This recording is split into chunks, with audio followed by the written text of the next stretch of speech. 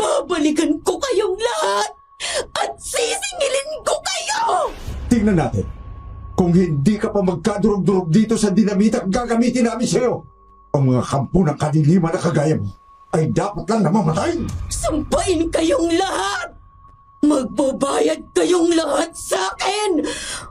Babalikan ko kayong lahat! Uubusin ko ang inyong lahi!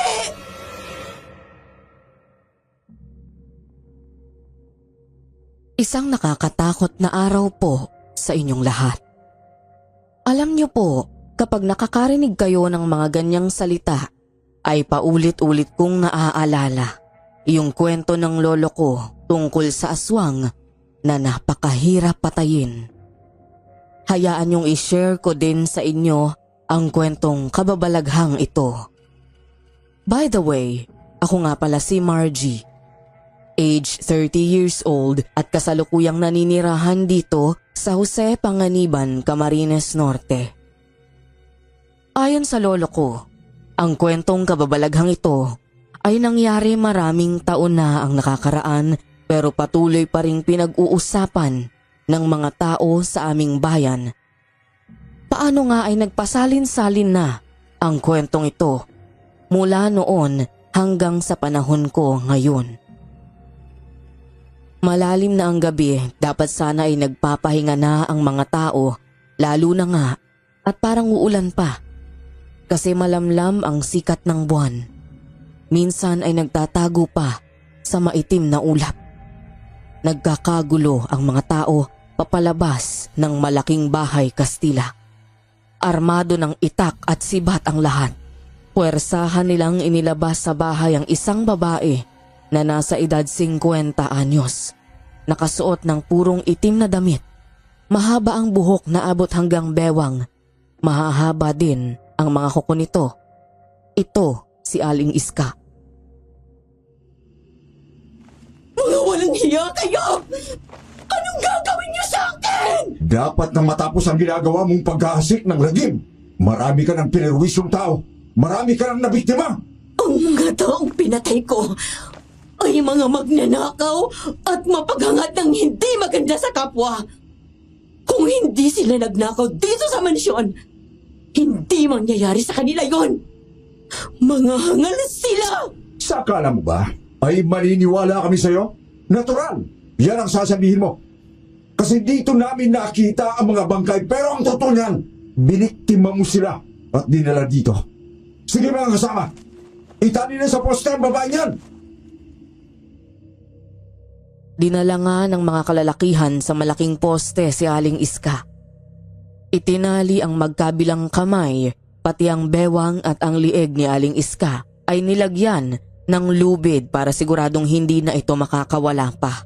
Kaya lalong nag-ulol sa galit si Aling Iska. Isinusumpa ko sa pagitan ng langit at impyerno! Lahat kayo na naririto na nang aalipusta sa akin at hinahangad ang aking kamatayan! Babalikan ko kayong lahat at sisingilin ko kayo! Pagbabayarin ko kayo hanggang sa inyong mga anak at apo! Mapipigilan niyo ako ngayon pero hindi niyo mapapatay ang aking lahi! Tingnan natin. Kung hindi ka pa magkadurog-durog dito sa dinamita gagamitin namin sa'yo, ang mga kampo ng kadiliman na kagaya mo ay dapat lang na mamatay. Sampain kayong lahat! Magbabayad kayong lahat sa akin! Babalikan ko kayong lahat! Uubusin ko ang inyong lahi! Isinabit ni Ambo ang bugkos na dinamita sa liig ni Aling Iska. Matapos ay inayos nito ang mahabang mitsa. Sinenyasan ang mga tao na maglayuan na at magtago para hindi masaktan kung sumabog na ang dinamita. Nang makapagtago na ang lahat, ay sinindihan na ni Ambo ang mitsa ng dinamita. Tapos ay nagmamadali itong tumakbo palayo kay Aling Iska para magtago. Isinusumpa ko. Babalik ako sa tamang panahon. Lahat kayo! Sisingilin ko ng mahal! Pagbabayarin yung ginawa yung ito! Hindi ako mamamatay! Maniningil ako sa inyong lahat! Kasunod niyon, ang malakas na pagsabog ng dinamita. Yumanig ang lupa sa lakas ng pagsabog na yun. Nawasak ang poste at tumumba. Nagkawasak-wasak ang katawan ni Aling Iska at kumalat sa paligid ng mansyon at ang naputol na liig nito ay tumilapon paitaas at bumagsak sa likurang bahagi ng bahay ng Kastila. Pero hindi na yon nakita ng mga tao dahil lahat ay nagtago nang sumabog ang mga dinamita. Wala na rin kahit isa ang lumapit matapos ang pagsabog. Tinanaw na lang ang mga putol na paa ni Aling Iska na naiwan sa tabi ng putol na poste. Nagwakas na rin ang kasama niya. Malagim na kamatayan ang nararapat sa mga aswang na kagaya niya. Mga kasama, makakatulong na tayo ng panatag ngayon. Pwede na tayong umuwi. Sigurado ka ba na patay na siya? Oo, Ining, patay na siya. Tingnan mo, sa lakas ng pagsabog ng dinamita, mga paa na lang niya ang natira. At, teka muna, bakit nandito ka pa?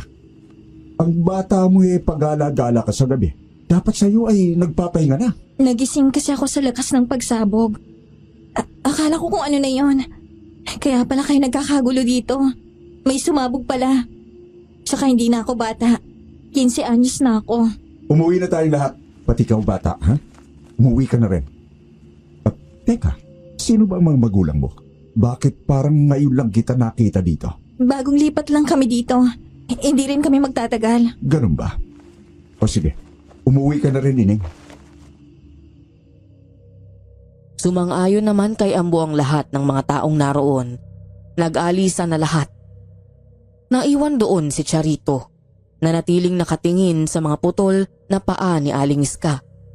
Hindi nagtagal ay nagsalimbayan ang malalakas na kulog at kidlat. Kasunod ang malakas na buhos ng ulan kaya umalis na rin doon si Charito. Naglakad sa dilim ng gabi na parang wala sa sarili. Hindi alintana ang malakas na buhos ng ulan hanggang sa maglaho na sa dilim si Charito. Pero nang sumunod na araw lang. Mga kasama, mali ang iniisip natin na kapag namatay na ang aswang na si Iska, ay magkakaroon na ng katahimikan ng ating lugar. Sa tingin ko, ay hindi lang iisang aswang. Meron pang ibang aswang. Kasi meron na namang nabiktima. Kung ganon, ay kailangan pala ulit na magronda tayo gabi-gabi para mahuli natin ang aswang na yan. Tama ka. Mula mamayang gabi, ay muli tayong magbabantay para na rin sa kaligtasan ng ating mga mahal sa buhay. Hindi ba mayroong usap-usapan noon na mayroong apoyang si Aling Iska? Hindi kaya yun ang pumapatay? Hindi ba sinabi niya na hindi natin siya mapipigilan? Baka ang tinutukoy niya ay ang paghahasik ng lagim ng kanilang lahi. Pero wala pa namang nakakita sa apo ni Aling Iska. Malaking pagkakamali na hindi na natin hinanap sa bahay Kastila ang apo niya. Sana'y wala na tayong sakit ng ulo ngayon. Pero hindi bale. Kahit anong sikreto ay sumisingaw din. Makikilala din natin siya. Nang sumunod na gabi, nagronda nga ulit ang mga tao sa pangunguna ni Ambo. Bawat sulok ng lugar nila ay kanilang inikot. Mayroon lang silang mga dala na malalakas na sulo at baril, itak at sibat na buho. Nang mapadaan sila sa isang maliit na bahay na yari sa pawid at sawali, ay nakarinig sila ng malakas na sigaw ng babae. Sa bahay ni Aida yun! Tayo na! Dalian ninyo! Haligiran natin ang bahay! Nagmamadali nga ang lahat na pinaligiran ang maliit na bahay. Tapos ay pinasok ni Ambo at ng isa pang lalaki ang bahay kung saan ay nakita nila ang duguang katawan ng mag-asawa. May mga kagat iyon sa lieg. Naroon din ang sugatang batang lalaki na umiiyak. Nasa edad 5 taon nito. Siya si Joel. Tol, Tulong po! Tulungan ninyo ang nanay at tatay ko! Ano ba nangyari dito? Sino ang gumawa niyan sa kanila? Malaking aso po na kulay itim! Huh? Pumasok dito at kinagat nila! Pati ako nakagat din! Maghanap kayo sa paligid. Baka naandyan pa ang malaking asong itim na pumatay sa mag-asawa. Aswang yun! Hindi na naabutan ng mga tao ang aswang, kaya nang sumikat ang araw ay naghukay na ang mga tao ng paglilibingan ng mag-asawang biktima ng aswang. Matapos na makapaghukay ng malalim ay inilibing na roon ang mag-asawa. Patuloy naman ang pag-iyak ni Joel. Nanay! Itatay! Sino na po mag-aalaga sa akin ngayon? Wala na kayo! Ako na lang mag-aalaga sa iyo, Joel. Isasama na kita sa amin. Talaga po, mga ambo? Oo. Sa akin ka natitira mula ngayon. Ako na ang mag-aalaga sa iyo. Pero kung meron pa kayong kamag-anak na pwedeng mag-alaga sa iyo, ibibigay kita sa kanila. Wala na po akong ibang kakilalang kamag-anak namin. Kung ganon, sasama ka na sa akin. Salamat po, mga ambo. Nanay, tatay. Isama na po ako kay mga ambo. Siya na lang daw po mag-aalaga sa akin. Huwag po kayo mag-alala. Palagi ko naman kayong dadalawin dito. Mula nga nang mamatay ang mga magulang ni Joel, ay sa bahay na ni Ambo tumira si Joel. Dahil wala namang anak si Ambo at ang asawa nito ay tinuturing ng mga ito na anak si Joel, ay tinuruan ni Ambo kung paano niya ipagtanggol ang sarili. Salamat po sa lahat ng tulong ninyo, Tay Ambo. Palagi ko ring tatandaan ang mga itinuturo ninyo sa akin. Paglaki ko, hahanapin ko ang aswang na yun at papatayin ko para maiganti ko si inay at tatay. Tama yan, Joel. Maging matatag at matapang ka. Bata ka pa, kaya marami pong pwedeng mangyari sa buhay mo. Mapanganib din ang paligid, kaya dapat ay marunong kang ipagtanggol ang sarili mo. Opo, tatandaan ko po lahat ng yan. Pagkatapos ng maraming taon, ay bumalik sa bayang ito si Charito at kasama ang kanyang batang pinalaki niya na si Wendy na ngayon ay 20 anyos na. Sakay ng kotse ay umikot sa lugar na yon sina Charito at Wendy hanggang marating nila ang pinakamataas na parte sa lugar na yon. Bumaba sina Charito at Wendy. Tinanaw nila ang kabuuan ng lugar. Maraming taon ang nakakaraan. Pero ang lugar na ito ay wala pa rin masyadong ipinagbago. Oo nga, tita. Parang ang boring ng lugar na to. Parang mahirap ditong tumira. Pero kailangan na magsanay ka na sa ganitong lugar. Kasi plano kong dito manirahan pansamantala habang mainit pang politika sa lugar natin.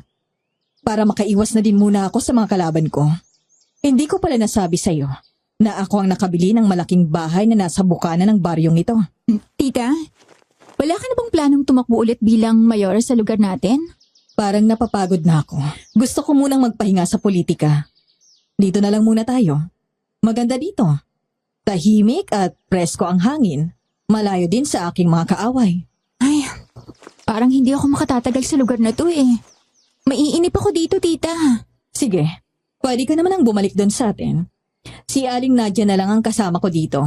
At yung isang driver natin, yun naman kung kaya ng konsensya mo na iwanan ako. Palagi naman kitang dadalawin dito, tita. Sige na, payagan mo na akong doon na lang sa atin. Hindi talaga ako sanay sa ganitong lugar. Sige, mahirap namang pilitin ang taong ayaw. Tayo na, nagugutom na ako. Baka nakaluto na si Aling Nadia ng lunch. Muli nga na sumakay sa kotse sina Charito at Wendy para umalis sa lugar na yon. Nakasalubong nila si Joel na galing sa bayan kaya nakaporma ito. Pantalong maong at jacket ang suot niya. Napatingin si Wendy kay Joel. Ngumiti naman ito kay Wendy. Nang makita ni Charito na nakatitig sa kanila si Joel, ay binuksan niya ang bintana ng kotse. Ipinakita ang baril kay Joel. Anong tinitingnan mo dyan, ha? Wala po. Napatingin lang nang hindi sinasadya. Sige, umalis ka na. Tita, relax ka lang. Sa tingin ko naman ay hindi siya gagawa ng masama. Natakot na tuloy na makita yung baril mo. Alam mo naman na mainit ang sitwasyon natin, hindi ba? Naniniguro lang ako. Ay naku tita, sobra talagang tapang mo. Kaya marami ang takot sa iyo eh. Naging matapang ako dahil na rin sa dami ng hirap na pinagdaanan ko sa buhay. Kailangan kong maging matatag at matapang kasi wala naman akong ibang maaasahan. Maaga akong iniwanan ni Lola Iska. Napabuntong hininga na lang si Wendy. Kahit nakalampas na ang kotse kay Joel ay tinatanaw pa rin ni Wendy sa side mirror ang binata. Nang hindi na makita sa side mirror ng kotse, ay inilabas pa nito ang ulo sa bintana at tinanaw si Joel. Bakit ba parang hindi ka mapakali dyan sa inuupuan mo? Para kang may bulati sa puwet. Halos mabali na yung leeg mo sa kakalingon. Kasi tita, parang pamilyar sa akin ng lalaking yun eh. Parang naging kaklase ko siya. Baka naman kamukha lang. Kasi kung naging kaklase mo talaga siya, tsak nababatiin ka nun, hindi ba? Ngumiti nga tita. Kaya lang natakot sa'yo. Naku, nagkulay suka ang mukha nang makita ang baril mo. Nang makarating nga sila sa bahay ay nakaluto na nga si Aling Nadia. Kaya naman nagpahain na si Charito at sabay na silang kumain ni Wendy. Matapos kumain ay naisipan ni Wendy na lumabas ng bahay at maglakad-lakad sa paligid hanggang sa makarating si Wendy sa mapunong lugar. Natuwa ito nang makita na maraming bunga ang punong mangga. Nahinog na nga ang ibang bunga at nahulog na sa lupa. Pero saglit lang ang katuwaan ni Wendy. Paano ay may naramdaman ito na parang may ibang tao sa paligid. Meron kasing tumakbo sa gawing likuran niya. Pero nang lumingon siya, ay wala naman siyang nakita. May tao ba dyan? Lumabas ka na! Huwag mo na akong takutin! Sino ka? Walang tumugon sa tanong ni Wendy. Sa halip ay nakarinig ulit siya ng mga tunog ng nadurog na tuyong sanga ng puno na parang inapakan. Kaya naman nakadama na ng takot si Wendy at napaatras.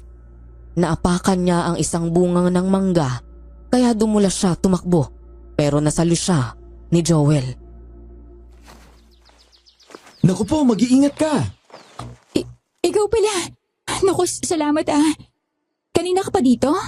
Hindi kadarating ko lang. Napadaan lang ako at nakita kita. Lalapitan sana kita nang bigla kang tumumba. Ganun ba? Kasi kanina, meron akong nakita na parang tumakbo at nagtago sa punong yon. Doon ba? Sandali lang at titingnan ko para malaman natin kung ano yon. Marahan nga na nilapitan ni Joel ang puno na itinuro ni Wendy. Tiningnan niya kung ano ang meron doon. Wala namang nakitang kakaiba roon si Joel kaya bumalik na ito kay Wendy. Wala naman. Baka ibon lang yon. O kaya naman ay mga nahulog na tuyong sanga ng puno. Ganun ba? Natakot talaga ako eh. Siya nga pala. Salamat ah. Ako nga pala si Wendy. Bagong lipat lang kami dito. Ako naman si Joel. Mag-iingat ka palagi. Minsan ay ang daming mababangis na hayop gubat na naliligaw dito sa baryo na naghahanap ng makakain. Minsan ay tao ang kinakagat nila kapag gutom na talaga sila. Ako, nakakatakot naman pala dito sa inyo. Kung ganun pala, bakit hanggang ngayon ay marami pa ring tao dito? Nasanay na kasi ang mga taga rito sa ganoong sitwasyon. Kaya ingat na lang ang ginagawa namin. Halika na. Ihatid na kita sa inyo. Sige, samahan mo na nga ako. Hindi ko na malayo na palang narating ko. Nalibang ako sa paglalakad. Habang naglalakad ang dalawa pabalik sa bahay ni Wendy, ay naging masaya naman ang pag-uusap nila. Pati ang mga personal na bagay tungkol sa kanila ay ikinwento na nila. Halos pareho sila ng kalagayan at naging buhay, kaya naman sa maikling kwentuhan ay parang nahulog na ang loob nila sa isa't isa. Kaya nang makarating na sila sa gate ng bahay ni na Wendy, Salamat ulit sa'yo, Joel. Sana hindi pa ito ang huli nating pagkikita. Alam mo kasi, bagong lipat lang kami dito kaya wala pa akong kakilala. Ikaw pa lang. Oo naman. Palagi naman akong dumadaan dito, kaya magkikita pa ulit tayo. O paano? Aalis na ako. Baka inaantay na ako ni Tito ang buko. Siya nga pala, nanay mo yung kasama mo? Ay, si Tita Charito. Hindi ko siya relative. Anak ako ng dati niyang close aid. Tapos nang mamatay ang mama ko sa pagliligtas kay tita, siya na yung nag-alaga at nagpalaki sa akin. Itinuring niya akong anak. Kasi hindi naman siya nagkaroon ng pamilya. Ako lang. Ganun ba? Mukhang tapang niya eh. Oo. Naging malupit siyang mayora sa lugar namin para mapanatili ang kaayusan at katahimikan doon. Yan nga lang, nagkaroon siya ng mga kaaway. ngumiti ng matamis si Joel tapos ay umalis na. Kaya naman malayo na ito ay tinatanaw pa rin ni Wendy. Nakapokus ang pansin ni Wendy kay Joel kaya hindi na niya namamalayan na nakalapit na pala sa kanya si Charito at kanina pa siya pinagmamasdan. Nang hindi na matanaw ni Wendy si Joel ay saka pumasok sa gate ng bakuran nila. Nagulat ito nang makita si Charito. Naku po! Diyos ko naman, tita.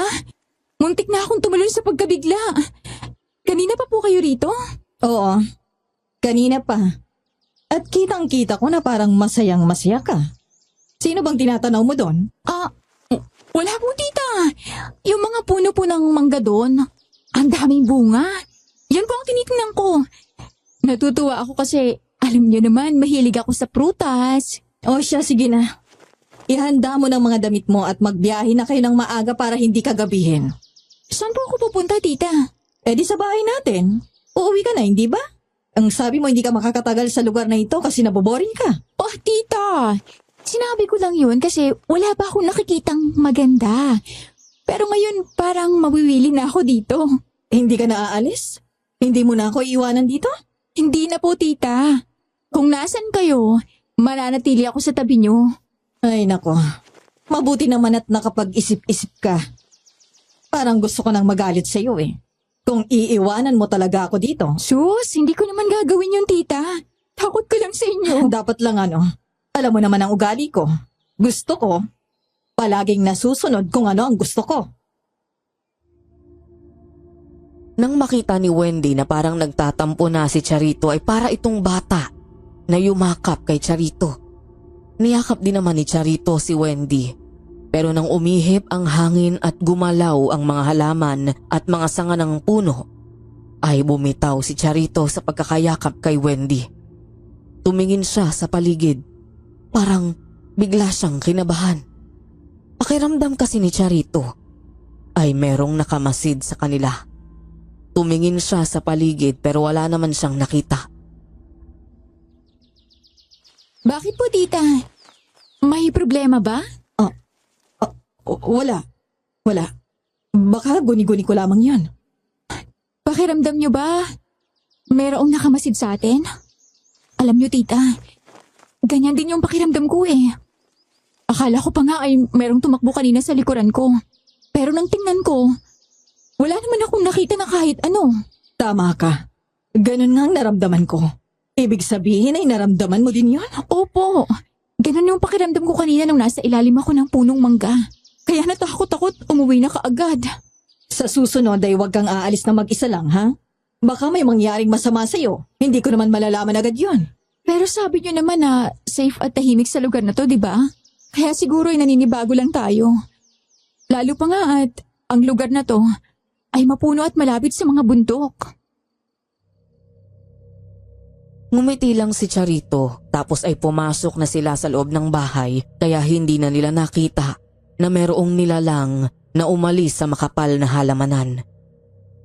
Nang gabing yun, napabalikwa sa kinahihigaan si Charito nang maramdamang May kumakalusko sa bintana ng kanyang kwarto.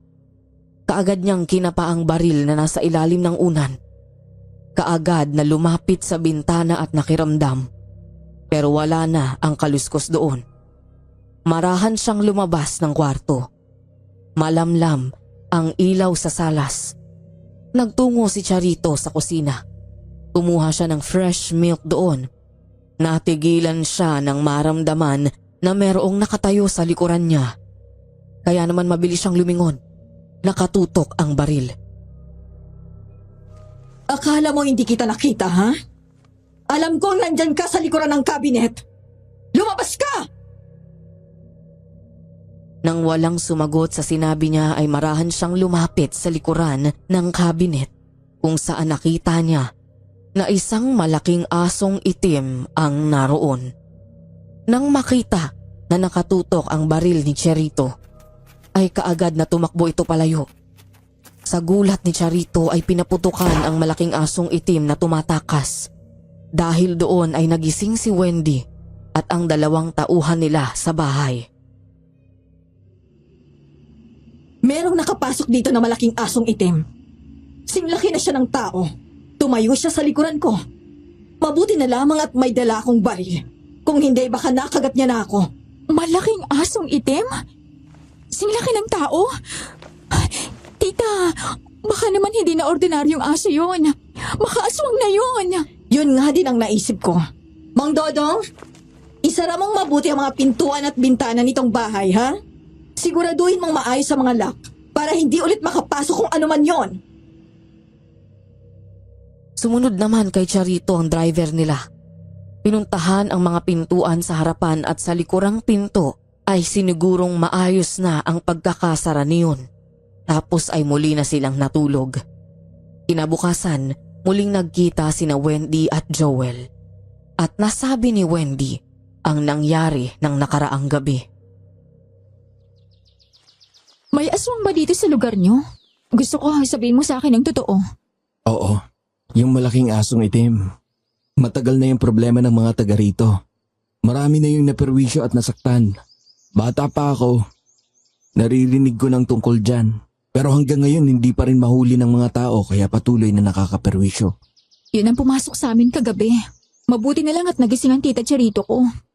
Pinaputukan siya. Kaya lang hindi tinamaan. Alam siguro na bago kayo dito, kaya kayo ang sinalakay kagabi. Mabuti na lang at walang nasaktan. Lalo ka na. Kung nasaktan ka, lalo na ako magwawala sa galit dahil malaki ang atraso sa akin ng asong ulol na yon. Yun ang dahilan kaya ako maagang naulila eh. Isinumpa ko sa aking mga magulang na kapag malaki na ako ay hahanapin ko ang pumatay sa kanila. Pero ito, hanggang ngayon ay bigo ako. Kasi talagang mailap yun. Sabi mo kanina, kung nasaktan ako, magwawala ka na sa galit. Bakit naman? Ha? Kasi alam mo kasi, ganito kasi yun eh. Oh. Paano ko ba sisimulan?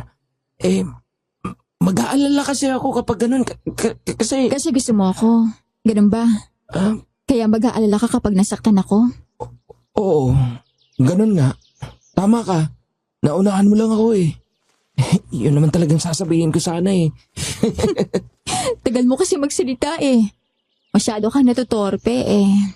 Gusto din naman kita eh. Gusto mo rin ako? Ibig sabihin magjowa na tayo? Hindi pa ha? Sabi ko gusto kita. Pero hindi ibig sabihin na jowa na agad. Ba, hindi ka pa nga naniligaw no? Gusto kita kasi mabait ka. Ganun ba yun? Sige. Handa naman ako maghintay hanggang sa tanggapin mo ako.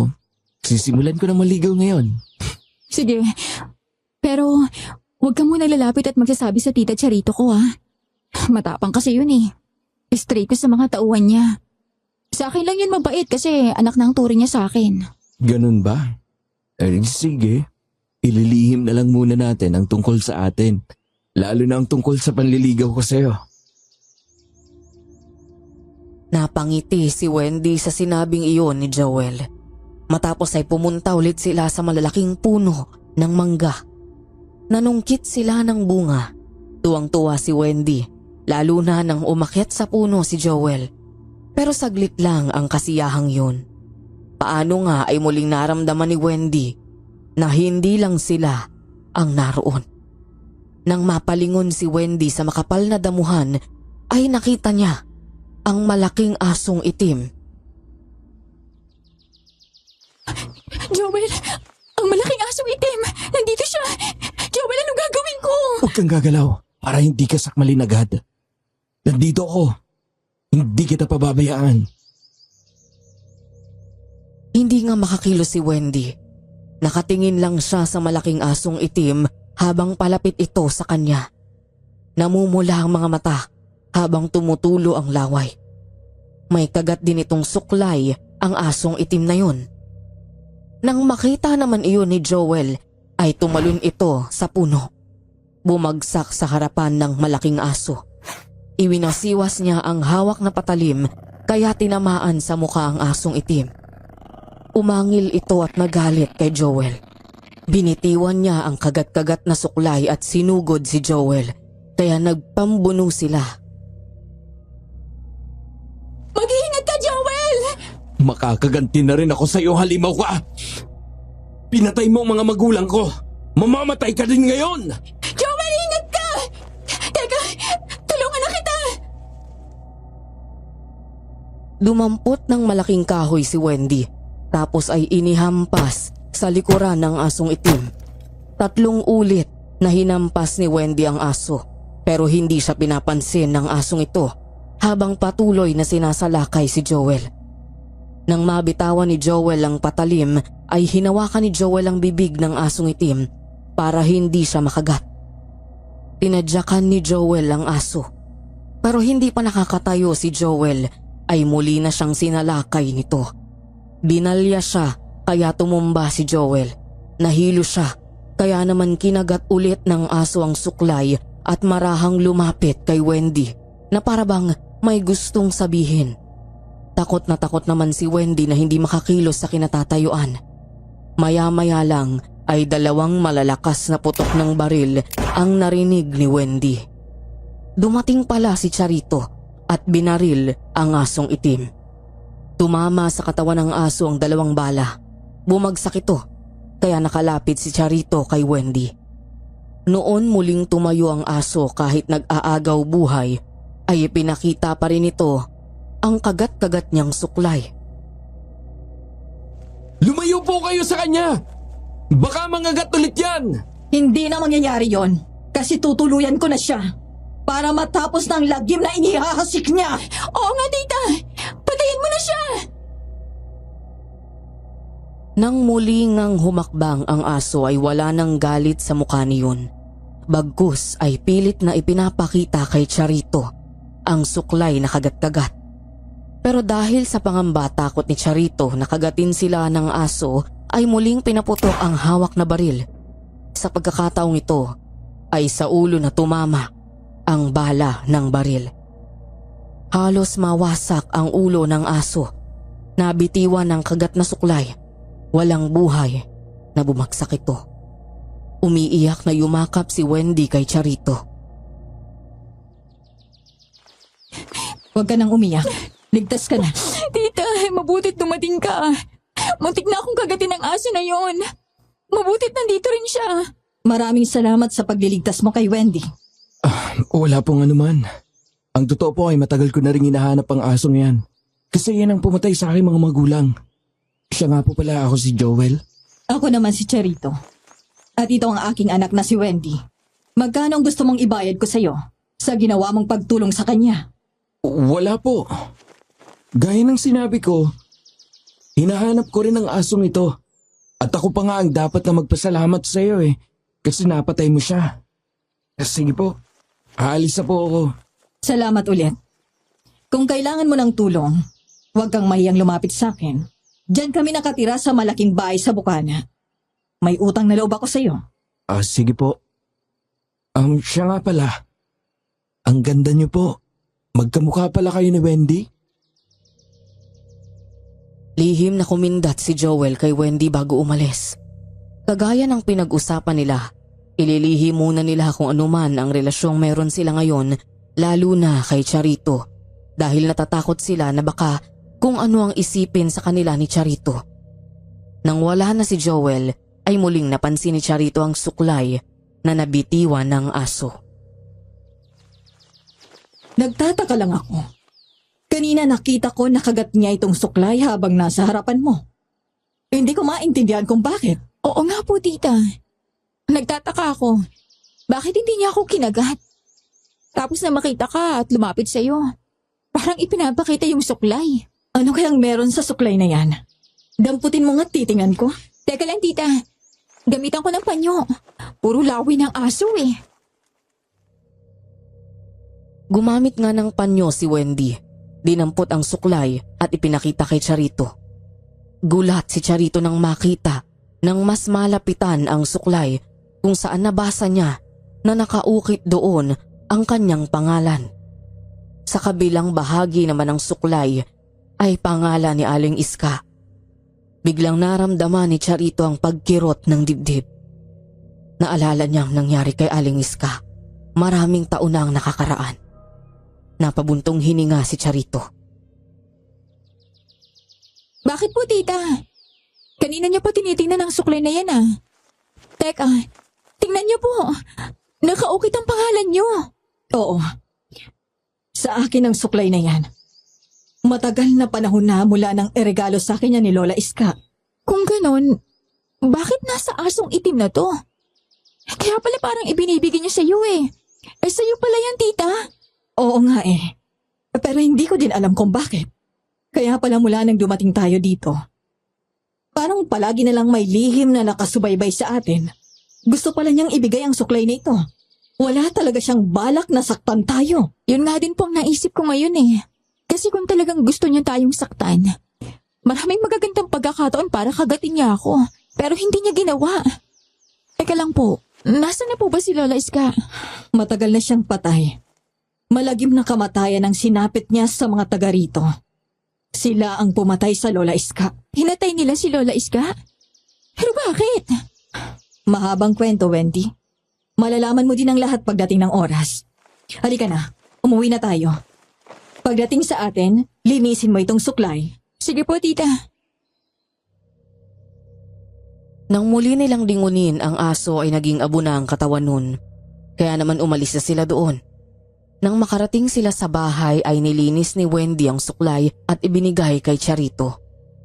Nang gabing yun, nagulat si Charito nang makita niyang nasa kakahuyan siya. Ang liwanag na nagmumula sa bilog na buwan ang tangi niyang tanglaw. Mabilis siyang naglakad sa kakahuyan. Makikita ang takot sa mukha niya. Natigilan siya nang makarinig siya ng boses na tinatawag ang pangalan niya. Charito, anak. Tulungan mo ko. Huwag mo kong iwanan. Charito. Lola? Lola, nasan ka? Lola? Bakit mo ko iniwan? Halika dito. Tulungan mo ko.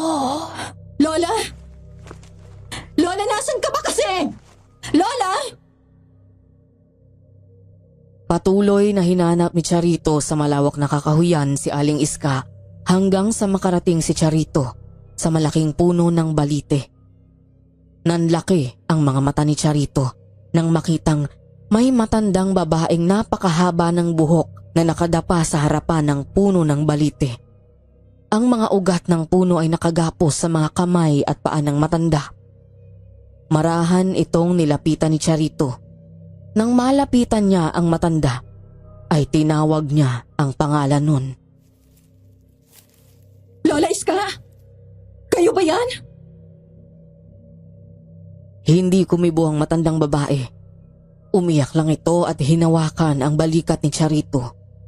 Noon iniangat ng matanda ang ulo. Nakita niya na namumula ang mata ng matanda ng mahawyang mahabang buhok. Ngumiti iyon kaya lumabas ang matutulis na pangil. Biglang kumilos ang kamay ng matanda. Hinawakan sa leeg si Charito at sinakal. Kaya nagpumigla si Charito at panay ang sigaw niya. Tita, gumising po kayo. Tita! Wendy? Nasaan ako? Nandito po sa bahay natin. Narinig ko na sumisigaw po kayo kaya pumasok na ako sa kwarto nyo. Binabangungot po kayo. Panaginip lang pala. Akala ko ay totoo na. Sandali lang po. Kukuha ako ng tubig. Nagmamadaling lumabas sa kwarto si Wendy. Nang bumalik may dala na itong basong tubig.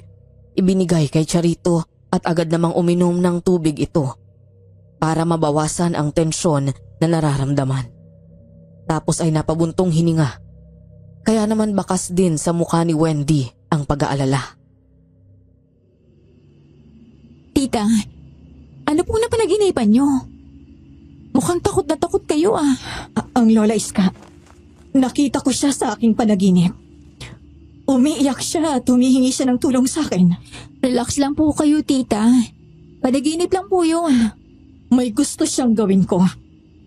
Kaya siguro hinanap tayo at sinubaybayan ang asong itim na yon para ibigay itong suklay. Gusto siguro ng Lola Iska mo na dalawin ko ang libingan niya. Saan po ba siya nakalibing? Bakit hindi po natin dalawin? Ang buong bakura ng bahay Kastila ang naging libingan niya.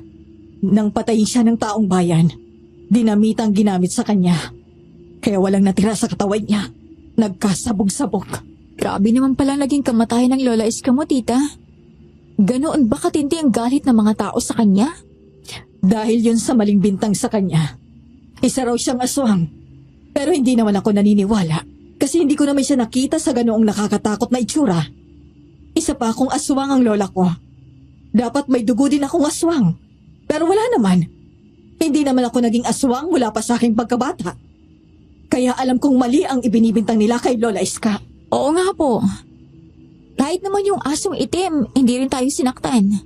Sabi nila aswang din. Parang nagkamali din po tayo dun kasi ang gusto lang yata ng aso, ibigay sa inyo yung suklay. Tama ka. Dahil kasi sa takot. Minsan nakakagawa tayo ng marahas na bagay. Nang sumikat ang araw, ay pumunta sina Wendy at Charito sa lumang mansyon. Ang bahay Kastila na tinirhan noon ni Charito kung saan pinatay ng mga tao si Aling Iska. Napansin agad ni Charito nang pumasok sila sa bakuran ng mansyon na sobra ng dami ng damo. Makapal at matataas na yon. Naglalakihan na rin ang mga puno at ang mga halaman na halatang hindi na naalagaan. Ang bahay naman ay sira-sira na. Ang mga gate ay kalawangin na. Ang mga pintuan at bintana na yari sa nara lang ang nananatiling buo. Hindi ko akalaing babalik pa ako dito pagkatapos ng maraming taon. Kung ako lang ang masusunod, ayoko nang maalala pang malagim na pangyayari sa bahay nito. Naiiyak ako kapag naaalala ko si Lola Iska. Dito ka pala tumira noon, tita? Ang laki ng mansyon na to ah. Hindi na nga lang naalagaan. Nang bumalik sa ibang bansa ang Kastila na amo ni Lola Iska, ibinigay sa kanyang bahay na ito. Dito na kami tumira. Kaya lang, nangyari nga ang ganoong trahedya. Wadi kaya tayong pumasok sa loob, tita? Parang gusto kong makita ang lugar na kinalakhan mo. Oo, kaya nga tayo narito para tingnan ang loob. Para mailagay ko sa maayos na lugar ang mga gamit ni Lola Iska. Para matahimik na siya. Nang makalapit na sila sa pintuan ng mansyon, nang itulak iyon ni Charito, ay kaagad na umingit at bumukas. Nang makapasok na sila ay nakita nila ang makapal na sapot ng mga gagamba sa paligid ng buong bahay. Puro alikabok ang mga upuan at mesa. Naroon pa rin ang mga nabasag na mga kasangkapan at kwadro ng pasukin iyon noon ng mga tao at puwersahang ilabas si Aling Iska. Isa-isang iniligpit yun ni Charito. Nang biglang, merong kumalabog sa gawing kusina. Tita, parang may tao po yata sa kusina. May kumalabog po eh. Matagal nang abandonado ang bahay na ito. Kaya imposibleng may titira dito. Pinuntahan nila ang kusina. Nang marating nila yon ay ginala nila ang paningin. Biglang may tumalong pusa sa lamesa. Bagay na ikinagulat ng dalawa. Sabi ko na sa'yo eh. Pusa lang yon. Sige na, ligpitin mo ng mga kalat dito. Ako naman ang maglilinis sa salas. Sige po, tita. Nang makabalik na sa sala si Charito ay napalingon siya sa taas ng hagdan. Nakita niyang may malalakas na yabag sa hagdan na tumakbo paakyat. Nagulat man siya at medyo natatakot ay lakas loob siyang umakyat sa ikalawang palapag ng bahay. Nakita ni Charito na nakabukas ang pintuan ng isang kwarto. Napansin niya na may tao sa likuran ng kurtina. Nagtago iyon pero nakita naman ang dalawang paa. Kinuha ni Charito sa dalawang shoulder bag ang kanyang baril. Sino ka? Bakit nandito ka sa aming bahay? Lumabas ka dyan sa pinagtataguan mo. Alam kong nandyan ka kasi nakikita ko ang mga paa mo. Lumabas ka dyan kung hindi malilintikan ka! Nang hindi ito sumagot, hinawi ni Charito ang kurtina at ang plano niya ay tutukan ng baril ang taong naroon. Pero nanlaki ang mga mata ni Charito. Nakaramdam ng matinding pagkabigla nang malamang walang tao roon. Tanging 2 putol na paa ang naroon. At nang makita ito ni Charito ay biglang kumilos at tumakbo ang mga paa. Kaya sa pagkabigla niya ay napasandal na lang sa dingding at tiningnan ang 2 putol na paa na lumapit sa sulok ng kwartong yun kung saan nakatayo ang malaking manika na singlaki ng tao. Ang ulo ni Aling Iska ay doon nakalagay. Ang tagal mo namang dumating, Apo. Ilang taon akong naghintay. Iniwanan mo ko sa panahong kailangan kita. Lola Iska? Buhay kayo? Paano nangyari na nabuhay pa kayo? Kitang-kita ko nang pasabugin nila ng dinamit ang katawan mo. Hindi ako makapaniwala na nakakausap ko kayo ngayon. Nabuhay kayo kahit naputol ng ulo mo at sumambulat ang buong katawan? Tama ka. Sumambulat nga ang aking katawan dahil sa lakas ng pagsabog. Tanging ang mga paa ko na lang ang nakita nilang naiwan doon sa poste. Ang aking ulo ay tumilapon sa ere at bumagsak sa likuran nitong mansyon. Pero gaya ng aking sinabi, hindi ako basta mamamatay. Bawat piraso ng aking laman ay buhay pa at tumitibok mula noon hanggang ngayon. Kagaya ng putol na paa ko at itong ulo ko. Kita mo naman, di ba? Buhay na buhay ako. Ikaw ang tangi kong inaasahan noon para muling mabuo ang aking katawan. Pero umalis ka. Maraming taon kitang ipinahanap sa aking alagang asong itim. Hindi mo na ba natatandaan si Blackie? Dala niya ang suklay na regalo ko sa'yo. Opo, Lola. Nakita ko na siya. Kaya nga ako nandito eh. Nakuha ko ng suklay. Pero wala na si Blackie. Nadisgrasya siya. Kasi mainit din siya sa mga tao dito. Kagaya din noong nawala kayo. Inisip ko na ako ang pag-iinitan ng mga taga rito. Kaya umalis ako. At namuhay sa malayo. Naging mayora ako sa isang bayan. Naging malupit ako, Lola Iska. Kasi lagi kong naiisip ang kalupitang sinapit nyo. Kaya nagkaroon din ako ng mga kaaway. Kaya lumayo muna ako doon upang magkaroon ng katahimikan. Naging masalimuot din pala ang buhay mo, Apo. Di bali. Hindi pa naman huli ang lahat. Pagkakasama tayong muli, Apo. Tulungan mo ako na buuin ang aking katawan para makakilos na ako. Alam mo bang, Ilang taon na akong nandito sa katawan ng matigas na manika na hindi makaalis dito sa isang sulok. Pero paano pa mangyayari yon, Lola Iska? Ang ulo at mga paa mo na lang ang narito. Maraming taon na ang nakaraan mula nang sumabog ang katawan mo sa paligid ng mansyon na ito.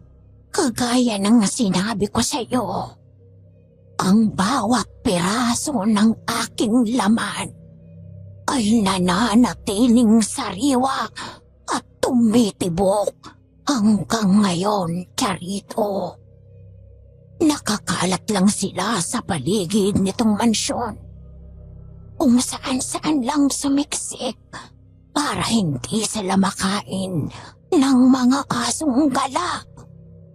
Pero sa tagal ng panahon na nakabaon sila sa lupa, tiyako, na para na yung mga makakapal na gomang itim. Sige, Lola Iska. Yun ang gagawin ko. Hahanapin ko ang mga piraso na yung laman sa buong bakurang nito. Sige, yun ang gawin mo, Apo. Ipunin mo sila at linisin. Tapos, ilagay mo dito sa loob ng katawan ng manika upang bumalik ako sa dating anyo. Pero tandaan mo, walang dapat na makaalam nito. Ilihim mo ang lahat. Baka malagay din sa alanganin ng buhay mo kapag lalaman ng sino man ang gagawin mo. Sige po, Lola Iska. Yun ang gagawin ko. Gusto ko na muli tayong magkasama. Mabuhay ng tahimik. Oo, Apo ko. Mabuo lang muli ang aking katawan. Mamumuhay tayo ng tahimik. Magiging masaya na ulit tayo. Matapos maipaliwanag ni Lola Iska ang gagawin kay Charito ay lumabas na ng kwarto ito. Isinara niya ang pintuan at bumaba sa salas kung saan nakita na naroon na si Wendy. Tita, mukhang hindi natin kakayanin kung tayo lang dalawang maglilinis dito. Napakalaki ng bahay na to eh. Tapos yung bakuran, ang dami pang damot mga halaman. Tama ka. Kailangan natin ng makakatulong sa paglilinis nitong bakuran. Tayo na. Babalik na lang tayo dito sa ibang araw. Lumabas na ng mansyon sina Charito. Nang makalabas sila ng gate, ay pinuntahan ang nakaparadang kotse. Bago sumakay si Charito, ay muli niyang tinanaw ang bahay Kastila. Sa ikalawang palapag ay bahagyang bukas na ang bintana. Doon nakasilip si Aling Iska. Tapos ay sumakay na sa kotse si Charito. Kumuha ka ng mga tambay na taga roon sa lugar natin. Yun ang paglinisin natin sa bakuran ng mansyon. Babayaran na lang natin sila. Bakit dun pa tayo kukuha, tita? Pwede namang dito na lang. Wala naman tayong kakilala na taga rito. At isa pa, may papahayag kaya na maglinis ng mansyon? Kinatatakutan nila ang lugar na yon. Sige po, tita.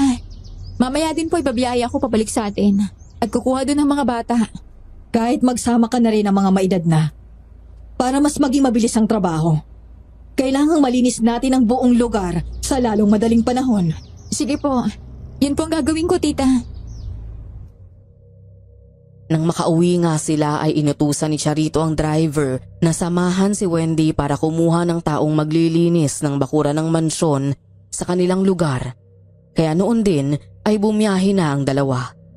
Kinabukasan ay kasama na ni Wendy ang mga taong kinuha galing sa kanilang lugar. Isinama sa lumang mansyon para maglinis. Noon muling nagkita sina Wendy at Joel. Kayo palang nakabili ng bahay na yan? Oo. Ipinapalinis namin. Masyado na kasi mataas yung mga damo at makalat. Maraming ipapaayos sa lugar na to. Pwede bang tumulong ako para makapag-usap din tayo ng mahabang oras? Oo naman. Tumulong ka dito para bayaran ka rin ni Tita Charito. Hindi na kailangan ng bayaran ako. Ang mahalaga ay matulungan kita at makausap ng matagal. Masaya na ako sa ganun. Ang sweet mo naman talaga, Joel. Para tuloy na na-love na ako sa inyan. Aba, wag mo nang pigilan. Gusto ko yan. Kasi mahal na mahal din kita, Wendy. Maya-maya lang naputol ang pag-uusap nila nang lumapit si Charito. Kaagad na nakilala si Joel, kaya naman ngumiti si Charito. Medyo nahiya naman si Joel habang si Wendy ay namula at nataranta nang makita si Charito. Nandito ka pala, Joel? Opo. Napadaan lang ako at nakita ko na maraming tao rito. Kayo po palang nakabili ng bahay na to? Oo. Kaya ipinapalinis ko na. Ah, tita. Gusto raw tumulong ni Joel na maglinis dito. Sige, kung wala naman siyang gagawin ngayon, pwede kang tumulong sa kanila. Natuwa si Joel nang pumayag si Charito na tumulong maglinis doon. Kumindat ito ng palihim kay Wendy tapos ay dinampot na ang isang itak na naroon at nagsimulang magtabas ng damo. Kumuha naman ng karit si Wendy at tumabi kay Joel para magtabas ng nagtataasang mga damo. Nagulat sila nang bigla ay isang bata ang sumigaw kaya kaagad na lumapit si Joel at kinausap ang bata. Anong nangyari, Joel? Bakit sumigaw yan at parang natatakot? Wala po, ma'am. Nagulat lang siya kasi mayroong gumalaw sa damuhan. Parang daga raw po. Pero ito lang po ang narito. Parang makapal na gomang itim. Parang laruan yata ito eh. Ganun ba? Akin na yan. Kinuha ni Charito ang ipinakita ni Joel. Pumasok siya sa loob ng mansyon at ipinakita kay Aling Iska ang nakuha ng mga naglinis doon. Tiniyak naman ni Aling Iska na piraso nga iyon ng sumabog na katawan niya. Nagulat si Charito nang makitang tumitibok na ang karneng ipinakita niya kay Aling Iska. May buhay nga ang piraso ng karne na ito, Lola Iska. Pero kanina ay matigas siya na parang goma. Oo, ganun talaga. Para kung sino man ang makakita ay hindi mag-iisip na bahagi ito ng aking katawan. Teka, maraming tao sa labas. Kumuha ka pala ng mga maglilinis dito sa mansyon. Opo, Lola. Para madali kong maipon ang mga piraso ng katawan mo na kumalat sa buong lugar na ito. Pero huwag kayong mag-alala. Hindi naman nila alam ang talagang pakay natin. At gaya nga ng sinabi nyo, sa itsura ng piraso ng karne na ito, hindi nila mahahalata na bahagi pala ng katawan ng tao. Sige, ang mahalaga ay magawa natin ang ating plano sa lalong madaling panahon. Muling lumabas ng bahay si Charito at kinausap ang lahat ng naroon na ang sino mang makakuha ng mga ganoong klase ng piraso na parang goma ay magkakaroon ng karagdagang bayad. Kaya naman natuwa ang mga naroon na naglilinis sa lugar. Ipinagtataka naman iyon ni Joel at Wendy. Ano naman ang gagawin ng tita mo sa mga yon? Hindi ko rin alam eh. Alam mo naman si Tita Charito, mahilig din niya sa mga weird na bagay. Baka meron pa sa inyong makakuha ng ganito, ha? Ibigay nyo lang sa akin at babayaran ko kayo. Kung nagtataka kayo kung saan ko gagamitin, gagawa ako ng pangdekorasyon sa salas at ang mga ito ang gagamitin ko. O diba sinabi ko naman sa'yo, minsan weird talaga ang tita ko. Oo nga eh. Sige, ituloy na natin ang paglilinis para matapos kaagad. Dahil nga sa sinabing iyon ni Charito ay naging masipag sa paglilinis ang mga naroon. Bawat isa ay gusto ring makakuha ng mga ipinapahanap ni Charito, lalo nga at kaagad na bibigyan ni Charito ng pera ang mga nakakakuha. Makalipas ang mahabang oras ay malawak na ang natatabas na damo ng mga taong naroon. Marami na rin ang mga piraso ng laman na nakukuha ng mga ito at inilalagay sa sako na isinabit doon ni Charito. Dahil nakabukas ang gate ng bakuran, hindi napansin ng lahat na may asong nakapasok. Nilapitan ang lalaki na mayroong hawak na piraso ng karne. Inaalis ng lalaki ang mga lupa sa piraso ng laman na hawak ng lapitan ng aso. Sa takot ng lalaki ay nabitawan niya ang hawak niya. Bakit binitiwan mo? Tingnan mo! Muntik ng kainin ng aso! Sinabi ko naman sa inyo na ingatan nyo at saka babayaran ko kayo! Ibibigay mo sa aso? Babayaran ka ba niyan? Natakot po kasi siya na baka makagat ng aso. Kaya binitawan na lang niya. Kailangan ko kasi ng marami nito. Kaya sayang kung kakainin lang ng aso. Sige tita, babantayan ko na lang sila.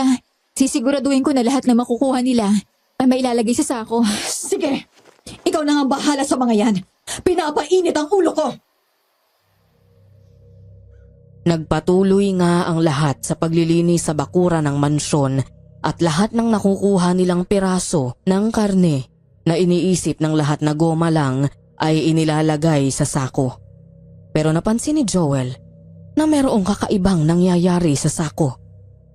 Nang napatingin si Joel doon ay nakitang mayroong gumagalaw sa loob ng sako.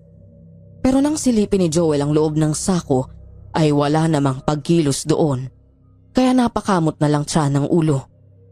Sa buong maghapon ay nakakuha ng maraming piraso ng laman ang mga nagtatabas doon. Kaya pagsapit ng gabi ay dinala ni Wendy ang sako kay Charito. Sinabi mo ba sa kanila na dito na sila matulog? Maraming kwartong bahay na ito. Meron pa sa likuran. Saka na sila umuwi kapag tapos ng trabaho dito. Opo tita, sinabi ko na sa kanila yon. Kaya nagpapahinga na po sila dun sa quarters room sa likuran. Mabuti naman kung ganon. Si Joel, nasan siya? Nagpaalam na po para umuwi. Napagod na din kasi yun eh. Ganon ba? O sige na, magpahinga ka na din. Malinis na yung kwarto malapit sa kusina. Ako nang bahala dito. Nang makaalis na si Wendy at magtungo sa kwarto, ay nagpunta naman si Charito sa lababo ng kusina. Kinuha ang malaking banyera at pinuno ng tubig iyon, tapos ay ibinuhos doon ang puro mga piraso ng karne na nababalot ng lupa at putik. Isa-isang nilinis yun. Bawat piraso na malilinis ni Charito ay gumagalaw at tumitibok na parabang natutuwa. Tama nga ang sabi ni Lola Iska. Buhay at tumitibok ang bawat piraso ng karning ito na bahagi ng katawan niya. Ibang klaseng kapangyarihan ang meron si Lola Iska. Ang hindi alam ni Charito ay hindi lang siya ang nakakakita ng kanyang ginagawa ng pagkakataong ito.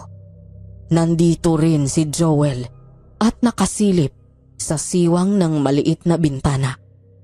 Hindi naman talaga umuwi si Joel dahil meron na itong pagdududa sa mga karne na parang goma na nakukuha nila.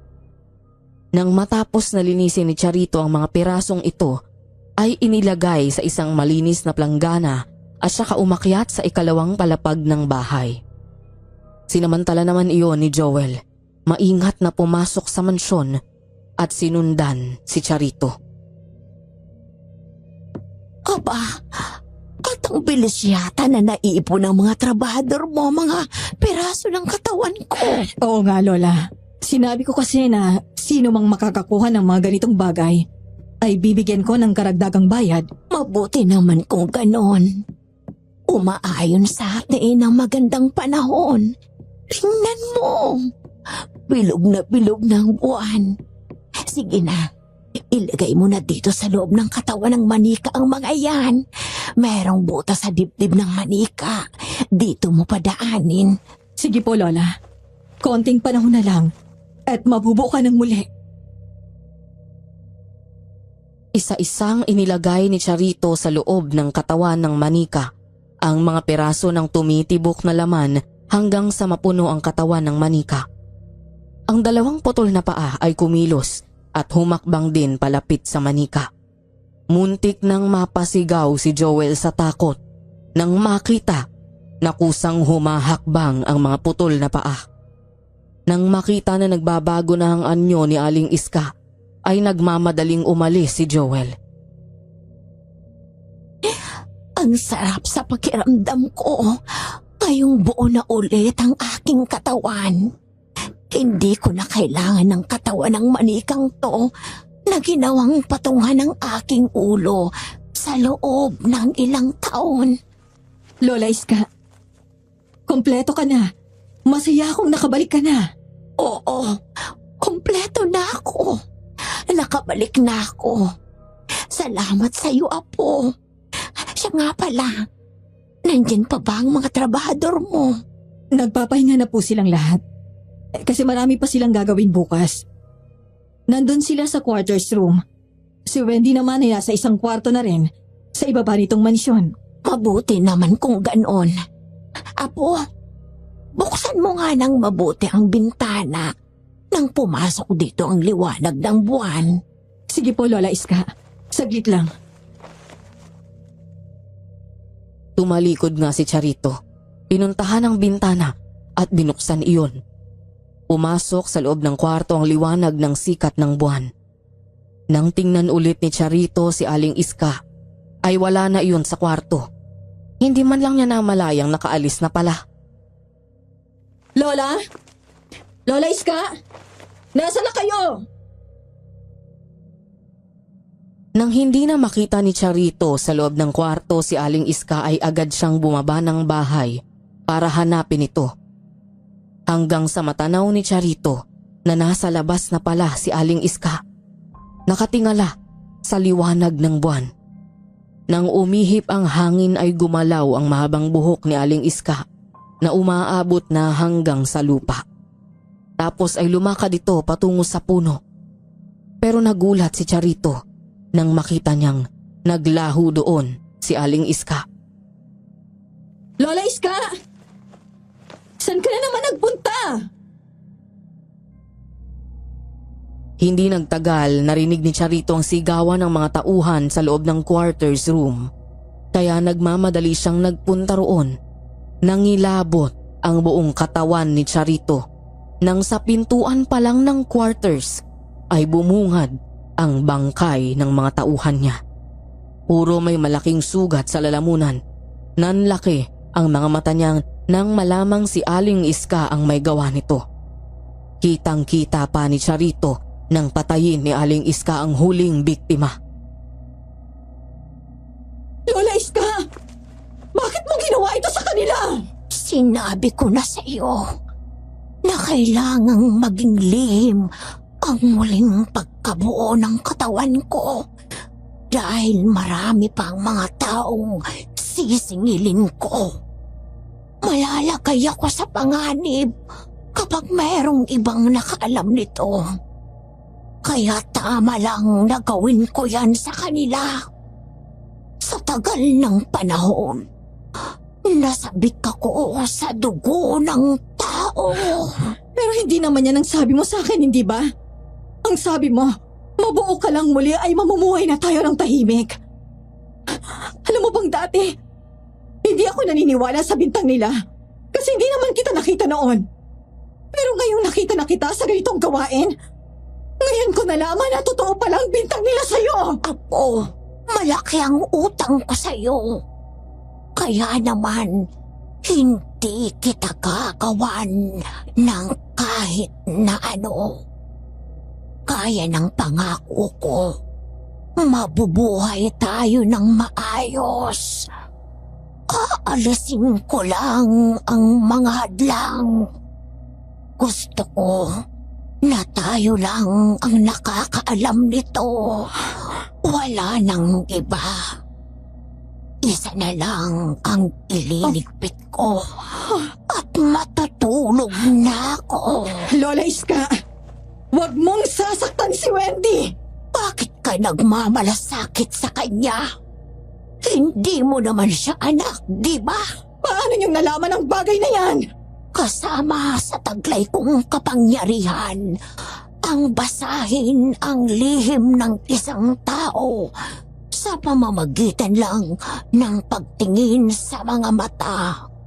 Kaya alam ko ang lahat tungkol sa inyo ng batang yun. Kaya huwag ka nang tumutol.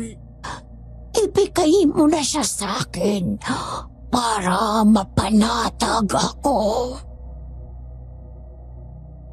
Nanlulumong na paatras si Charito. Nakita rin pala ni Joel ang nangyaring iyon kasi nagtatago lang siya sa makapal na halamanan. Kaya patakbong pumasok sa loob ng mansyon si Joel at hinanap ang kwarto ni Wendy. Madali naman niyang nakita iyon dahil narinig niya ang pag-uusap ni na Wendy at Charito kanina. Bakit ka pumasok dito? Magagalit si tita kapag nalamang nandito ka. Mayayari tayo niyan. Kaya nga huwag kang maingay. Meron akong sasabihin sa'yo tungkol sa tita mo. Kaya pala ganun na lang siya katapang. Isa pala siyang aswang. Ano bang kalokohan yung sinasabi mo, Joel? Huwag mong kalilimutang tita ko yun. Malaki ang utang na loob ko doon. Hindi ito kalokohan. Nakita mismo ng dalawang mata ko. Yung mga nakuha natin parang mga goma lang na nakakalat sa bakuran. Mga totoo palang laman ng tao yon. Nagduda na ako nang makita kong may gumagalaw sa loob ng sako. Kaya lihim kong binantayan ng tita Charito mo. Nang malinis na ang mga karne, gumagalaw yun, Wendy. Ano? Joel, huwag mo naman akong takutin. Totoo ba talaga yan? Eto pang natuklasan ko. Yung manika sa taas, may nakapatong na pugot ng ulo ng matanda, pero nagsasalita. Tapos may mga putol na paa na gumagalaw at doon sa katawan ng manika inilagay ng tita Charito mo ang mga tumitibok na karne. At yun na, nabuo na yung matanda na tinawag ni Ma'am Charito na Lola Iska. Tama, Lola Iska. Pero matagal nang patay ang Lola Iska niya. Nabuhay nga. Nakita ko.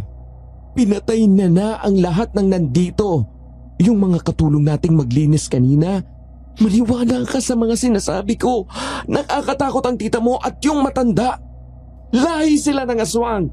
At narinig ko pa na ikaw na ang isusunod para manatiling lihim ang lahat.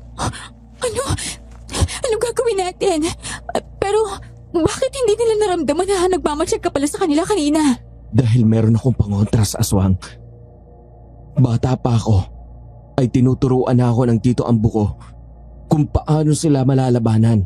Itatakas kita rito.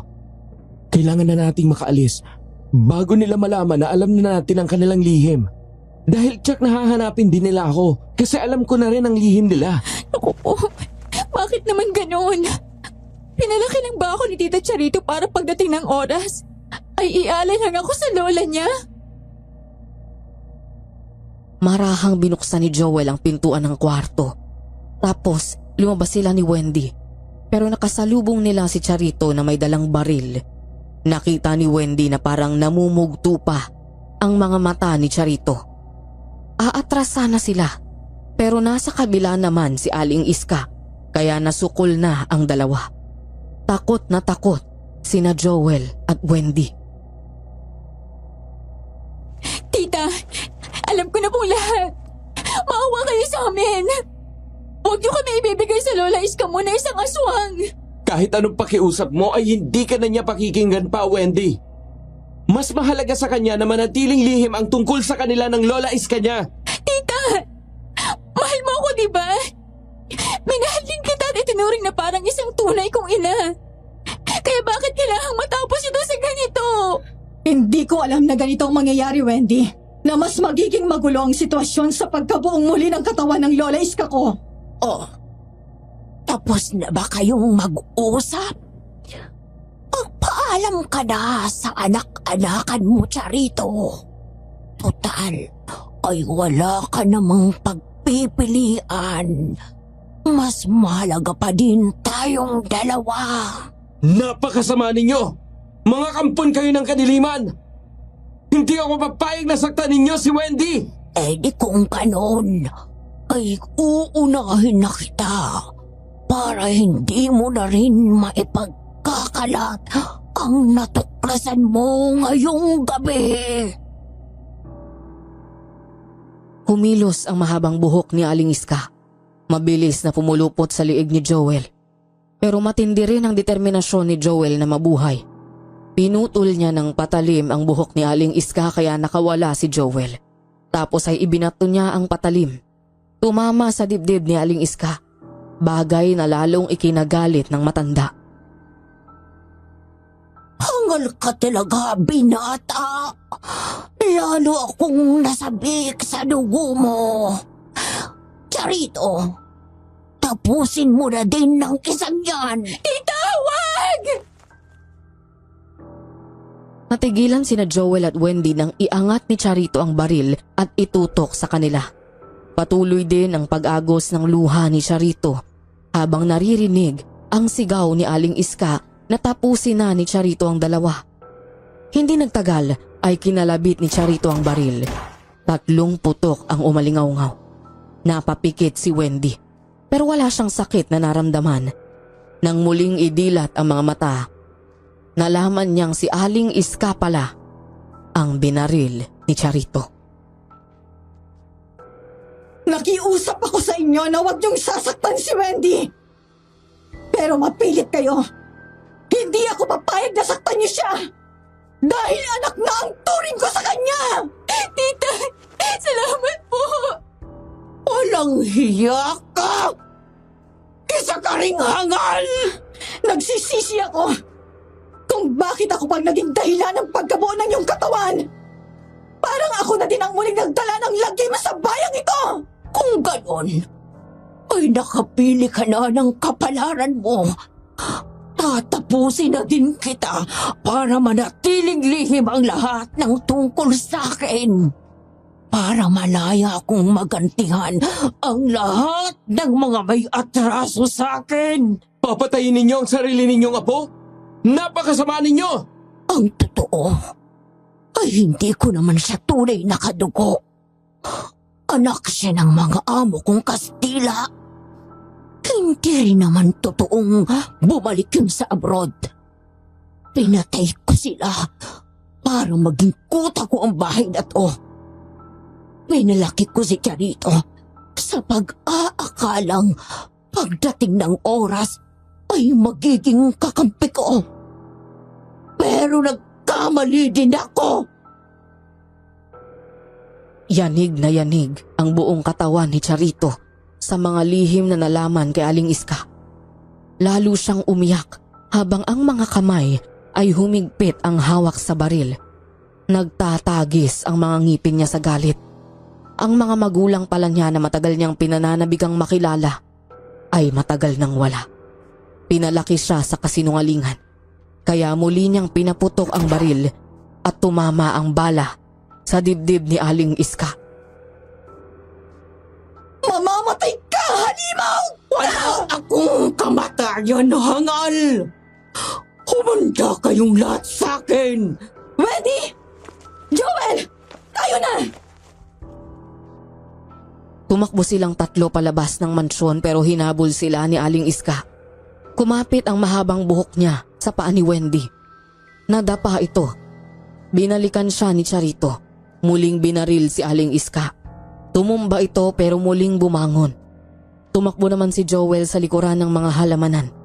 1 galon pala ng gasolina ang kinuha niya at isinaboy kay Aling Iska. Naligo ito ng gasolina.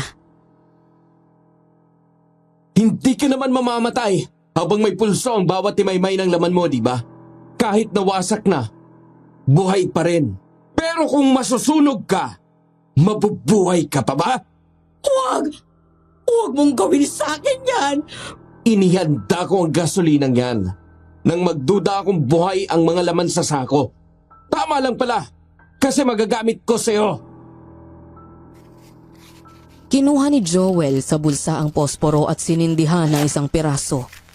Inihagis kay Aling Iska na kaagad namang nagliyab sa dami ng gasolinang tumapon sa katawan nito. Niyakap ni Wendy si Charito na patuloy ang pag-iyak. Pinanood nila kung paano masunog si Aling Iska hanggang sa mawala na iyon ng buhay. Ilang sandali pa ay naging abo na ito kaya naman umalis na roon ang 3. Nalaman ni Mayora Charito ang relasyon ni Wendy at Joel. Hindi naman iyon tumutol, lalo na at 2 beses nang iniligtas ni Joel ang buhay ni Wendy.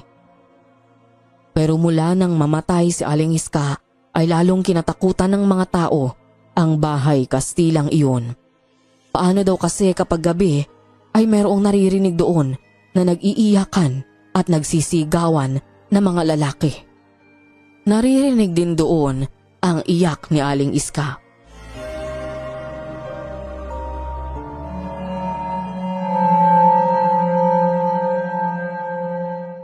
Palagi akong nakasubaybay sa mga magagandang kwentong karanasan ng ating mga kababayan na napapakinggan ko rito.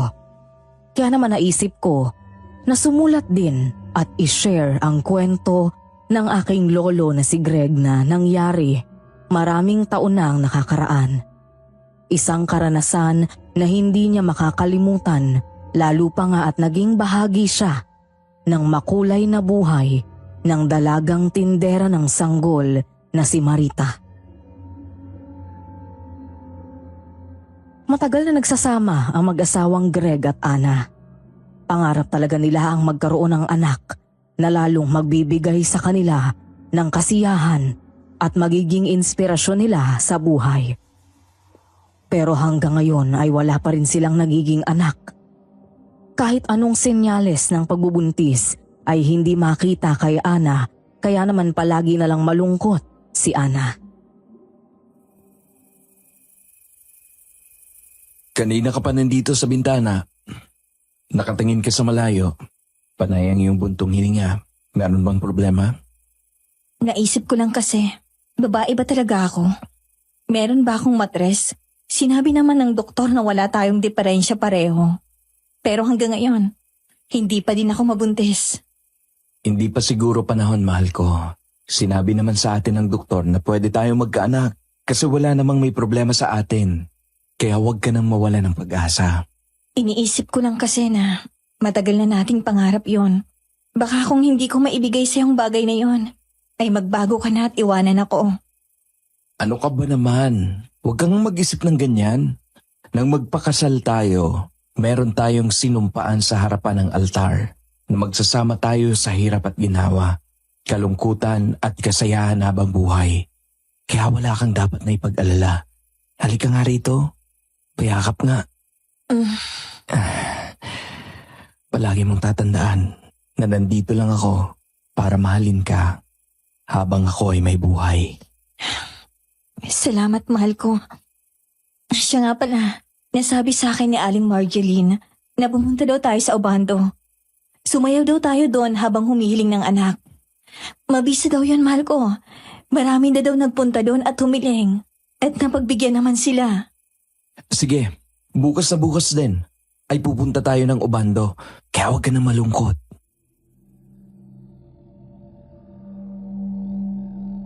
Napangiti na lang si Ana at yumakap kay Greg. Matagal siyang nakayakap dahil nalulungkot siya. Ganun pa man ay nagtitiwala naman si Ana sa sinabi ni Greg. Nang sumunod na araw ay maagang nagbiyahe sina Ana at Greg para magpunta sa Obando. Nang makarating sila doon, ay nakita nila na maraming tao ang naroon na kagaya nila. Mga mag-asawa na humihiling din na magkaroon ng mga anak. Kaya naman masayang hinawakan ni Greg ang kamay ni Ana, tapos ay sinimulan na nilang makisabay sa indayog ng pagsayaw ng iba pang naroon. Patuloy lang tayong umasa na ipagkakaloob din sa atin ang ating kahilingan, mahal ko. Kapag nangyari yon, siguro tayo nang magiging pinakamasayang mag-asawa.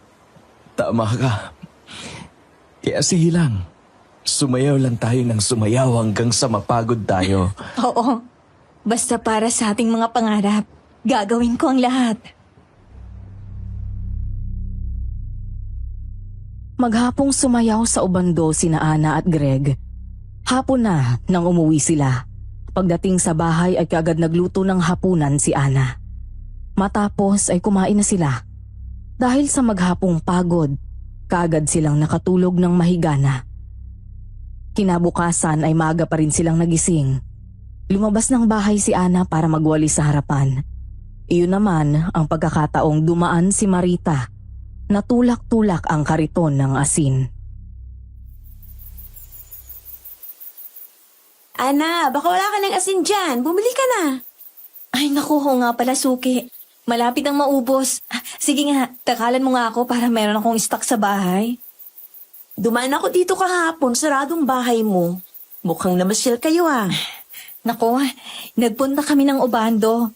Nagsayaw kami dun maghapon at humiling na magkaroon ng anak. Alam mo naman, di ba?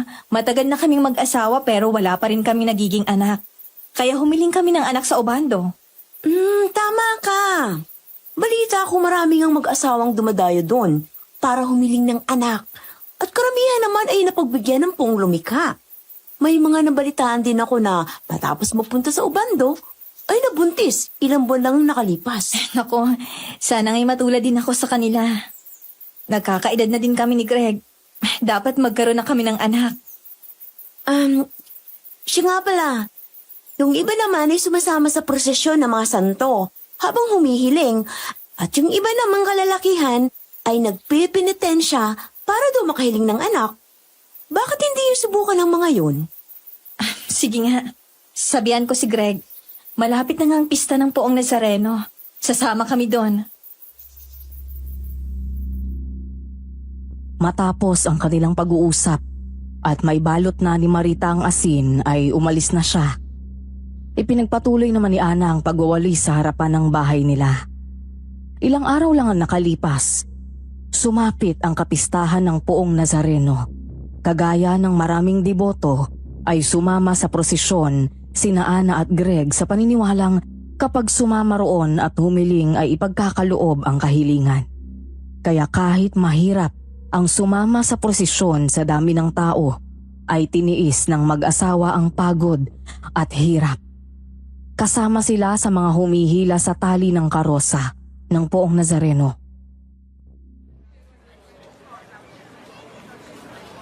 Ayos ka lang ba, mahal ko? Kaya mo pa ba? Kung hindi mo na kaya, pwede ka naman ang bumitaw sa lubid.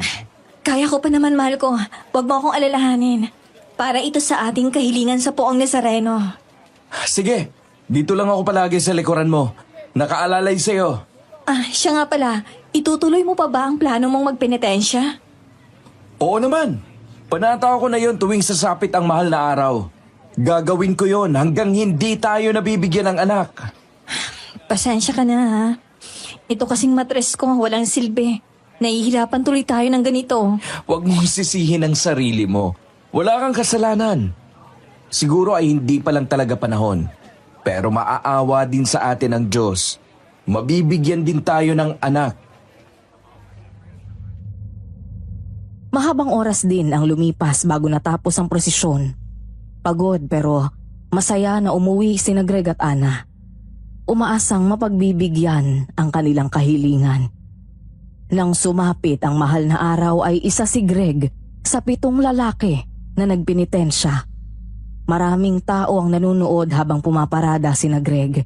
Isa sa mga nakapanood ay si Marita na saglit na itinigil ang tulak-tulak na kariton ng panindang asin. Nanood ng nagpipinitensya. Matapos ay umalis na siya ron. Itinuloy niya ang pagtutulak ng kariton habang patuloy ang pagsigaw ng asin. Hanggang sa mapatapat siya sa bahay ng isa niyang suki na medyo malayo sa kalsada ang bahay. Aling Loleng! Nandito na po yung asin na order nyo. Dadalhin ko na dyan, ha? Bali 1 tabo ho ito. Nang sumang-ayon nga si Aling Loleng ay kaagad na kinuha ni Marita ang asin na nakalagay na sa plastik. Tinakpan niya ng sako ang panindang asin para hindi marumihan. At pinuntahan ang bahay ni Aling Loleng na medyo malayo sa kalsada. Matapos ay bumalik na si Marita sa kariton. Itutulak na sana niya ang kariton nang magtaka siya. Nagbago kasi ang ayos ng paninda niya. Parang umalsa ang takip ng sako. Kasunod niyon ay nakarinig siya ng mga iyak ng sanggol. Kaagad siyang kinabahan at nagpalingalinga sa paligid. Pakiramdam kasi niya ay mayroong mga matang nakatingin sa kanya, lalo na nga at puro sagingan at malalaking puno ang meron sa lugar na yun. Naku po, Diyos ko naman, natitiyanak yata ako. Mukhang may tiyanak sa lugar na to.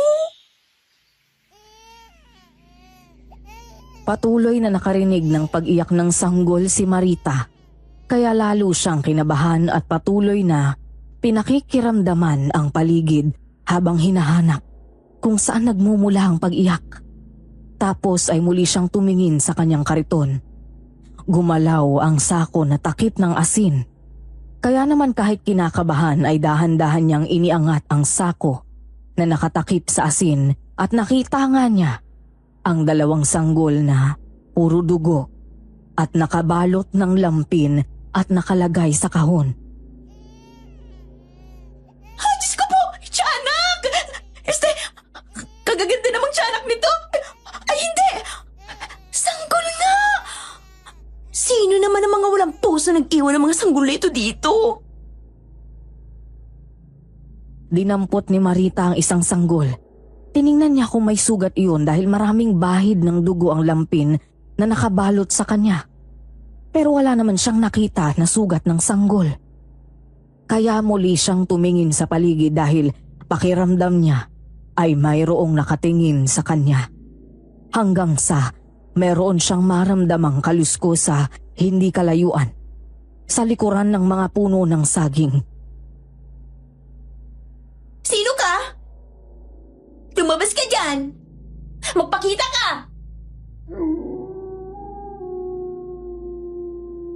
Narinig ni Marita ang malakas na ungol ng aso kaya naman napatigil siya saglit. Kumuha siya ng asin at bahagyang umatras. Nang lumabas mula sa likuran ng malalaking puno ng saging, ang asong itim at marahang humakbang palapit kay Marita, ay napaatras siya habang kalong ang isang sanggol.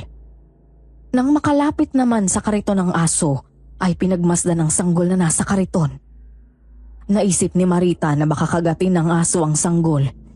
Napansin din niya na nagdurugo ang mukha ng aso kaya agad siyang nagdesisyon na sabuyan iyon ng asin.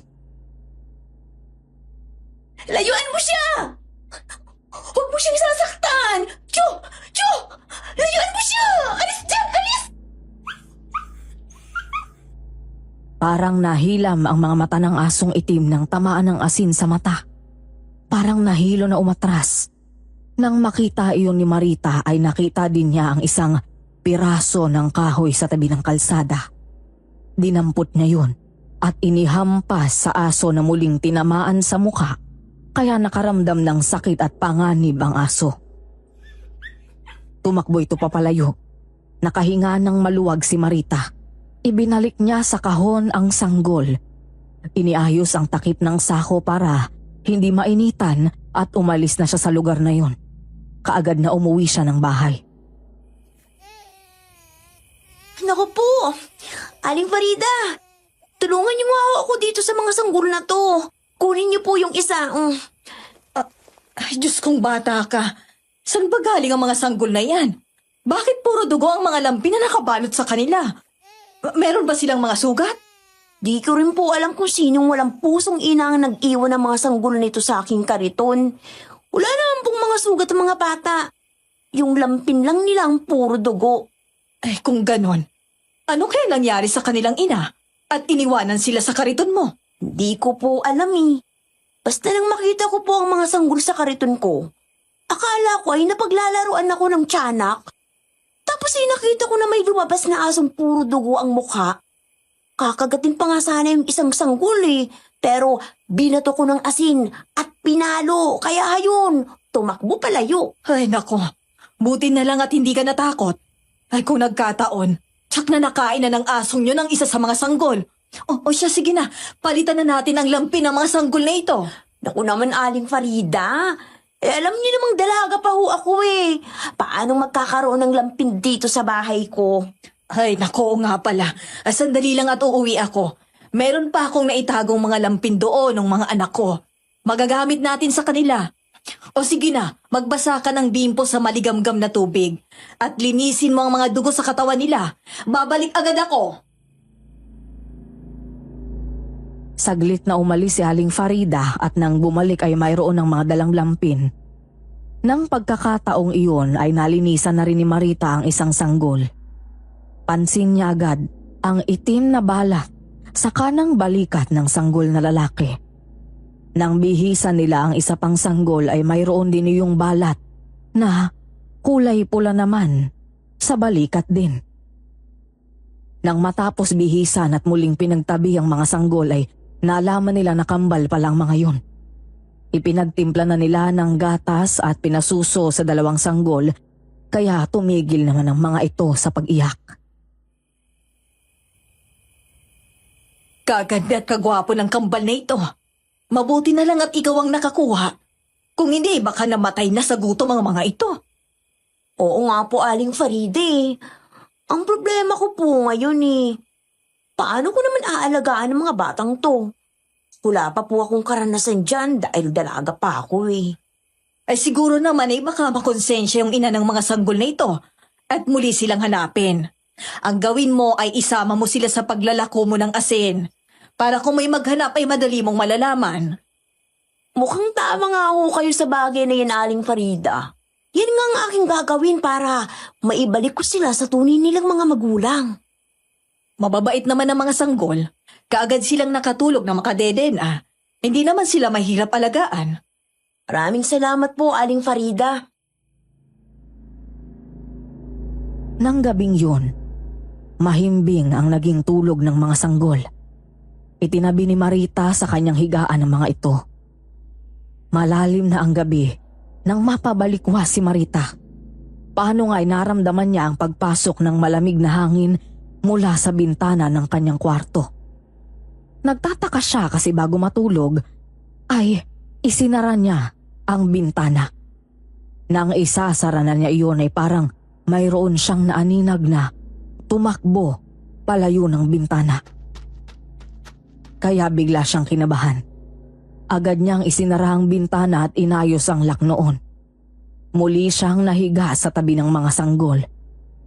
Kinabukasan, nang magtinda siya ng asin, ay kasama na niya ang mga sanggol na nakalagay sa 2 kahon. Napadaan siya sa bahay ni Ana. Ang gaganda naman ng mga sanggol na yan. Parang kambal sila, no? Oo, kambal nga sila, Ana. Talagang gwapo at maganda sila. Bakit nandyan sa kariton? Huwag mong sabihin na tindera ka na rin ng mga sanggol. Teka, di ba sabi mo dalaga ka? Paano ka nagkaroon ng mga anak? Oo, dalaga pa nga ako. At hindi ko sila mga anak. Meron lang walang pusong ina ang nag-iwan sa kanila sa aking kariton. Kaya ako sila isinama sa aking paglalako, kasi baka makonsensya yung ina nila at hanapin sila. Di maibabalik ko sa kanyang mga sanggol. Ay, kawawa naman sila. Ang init pa naman ng panahon. Baka magkasakit sila kung patuloy na mabibilad sa araw. Wala akong magagawa. Hindi ko naman sila kayang alagaan na pareho. Wala pa akong alam sa ganyan. Buti nga, tinulungan ako ni Aling Farida kagabi. Itinuro sa akin ang mga gagawin. Kung gusto mo, iwanan mo na lang sa akin tong sanggol na babae. Kami na lang muna mag-aalaga sa kanya habang hindi pa bumabalik ang tunay niyang ina. Talaga, Ana? Tutulungan mo ako sa pag-aalaga sa kanila? Oo. Alam mo naman na matagal na kaming sabik na magkaroon ng sanggol sa bahay na ito. Naisip ko na baka ito na rin ang sagot sa aming mga panalangin ni Greg.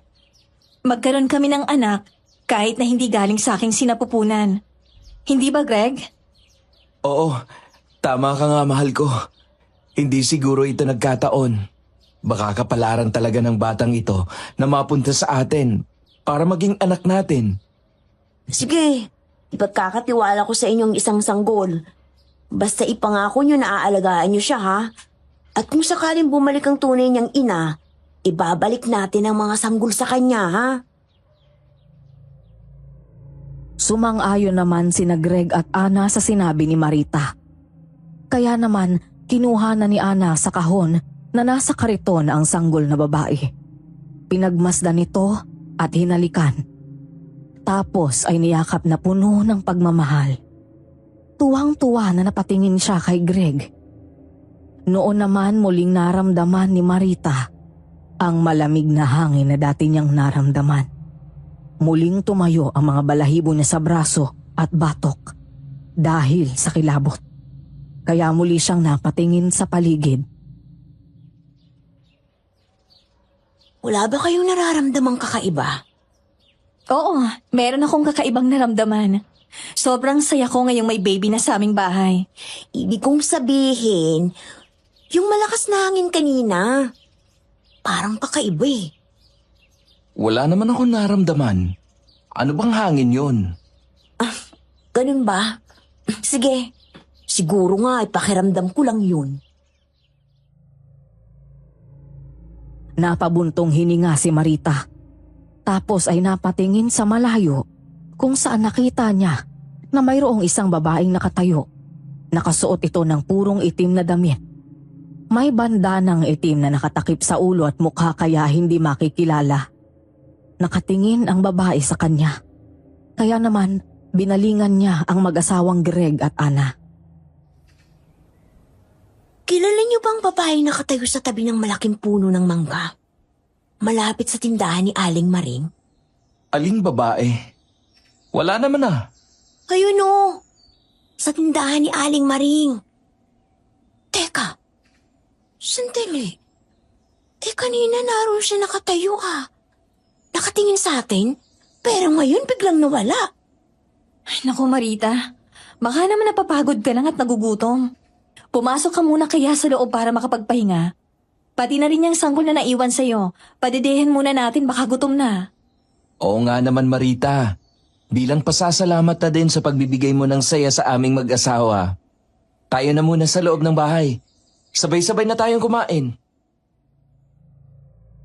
Sumangayon naman si Marita kina Ana at Greg. Kinalong niya ang sanggol na nasa kariton at pumasok sa loob ng bahay ni na Greg. Ganun pa man, ay hindi pa rin niya makalimutan ang babaeng nakita niya kanina. Kaya kahit nasa loob na siya ng bahay ni na Ana, ay patuloy pa rin ang pagtingin niya sa labas ng bahay. Kanina ko pa napapansin na parang hindi ka mapakali dyan Marita. Sino pang tinatanaw mo sa labas ha? Hindi ko nga din maintindihan eh. Pakiramdam ko kasi, parang palagi nilang may nakatingin sa akin at nagbabantay. Kapag tinignan ko naman ang paligid, wala naman ako makita. Tapos yung babae kanina na nakatingin sa akin, bigla naman siyang nawala nung sinabi ko sa inyo. Para po nakakita ako ng multo sa katanghaliang tapat. Alam niyo yung ganung pakiramdam? Naku Marita, pressure ka lang niya dahil sa mga pangyayari. Dalaga ka pa kaya natataranta ka nang magkaroon ka ng responsibilidad sa mga sanggol na ito. Pero wag ka na mag-alala ngayon kasi tutulungan ka na namin na maalagaan sila. Oo nga. Hindi ka na dapat nag-aalala. Hindi ka din dapat na matakot. Kasi ang taas ng sikat ng araw oh. Walang multo. Ano ka ba? Pwede bang iwanan ko muna sa inyo itong dalawang sanggol? Dalhin ko lang yung mga order na asin sa suki ko ha. Dadaanan ko na lang yung isa kapag pauwi na ako. Oo sige, kami na munang bahala sa kanila. I-deliver mo na yung order sa'yo. Dumaan ka dito kapag pabalik ka na ha. Matapos ngang kumain sila ng pananghalian ay umalis na si Marita para i-deliver ang mga asin na order sa kanya. Matapos ang mahabang oras ay bumalik siya kina Greg para daanan ang sanggol na lalaki. Iyon ang isinama niya pabalik ng bahay. Kagaya ng dati ay tinuruan siya ni Aling Farida kung paano maalagaan ng bata. Naikwento din niya na pansamantala ay sina Greg at Ana na muna ang mag-aalaga sa babaeng sanggol. Nang gabing yun, muling nakaramdam ng kakaiba sa paligid ng kanyang bahay si Marita. Narinig niya kasi na parang may kumakamot sa bintana ng kanyang bahay, kaya sumilip siya. Wala naman siyang nakita. Tapos ay may mga yabag na narinig siya sa tapat ng pintuan niya. Aling Farida? Kayo po ba yan? Oo, ako nga ito. Buksan mong pintuan. Sige ho, sandali lang ho. Kamusta ng bata? Nakatulog na ba ng maayos? Oo po. Nakatulog naman po siya. Pumasok po kayo at silipin yung bata. Napangiti si Aling Farida tapos ay pumasok na ito ng bahay at tiningnan ang natutulog na sanggol. Marahang nilapitan at hinimas ang buhok ng bata. Maya-maya ay hinalika ni Aling Farida sa pisngi ang sanggol, tapos ay ngumiti kay Marita. Salamat naman at nakatulog na siya. Salamat din sa pag-aalaga mo. Naku, ako nga po ang dapat na magpasalamat sa inyo sa mga ginawa niyong pagtulong at pagtuturo sa akin ng mga dapat kong gawin. Oo naman. Sige, aalis na ako. Magpahinga ka na din. Kapag nagising ang bata, ipagtimpla mo na lang ulit ng gatas at ipadede mo para matulog na siya ulit. Sige ho, salamat. Hindi nagtagal ay umalis na si Aling Farida kaya isinara na ni Marita ang pintuan ng bahay. Siniguro niyang maayos ang pagkakasarado nito. Patilak nun ay inayos niya. Tapos ay nahiga na siya sa tabi ng sanggol at nakatulog. Nang mga sandaling iyon naman, sa bahay ni Greg ay umiiyak ang sanggol kaya kinalong yun ni Ana at ipinaghele. Tulog na, baby. Ito na ang dede mo, oh. Huwag ka nang umiyak, baka kabagan ka. Baka naninibago lang yan.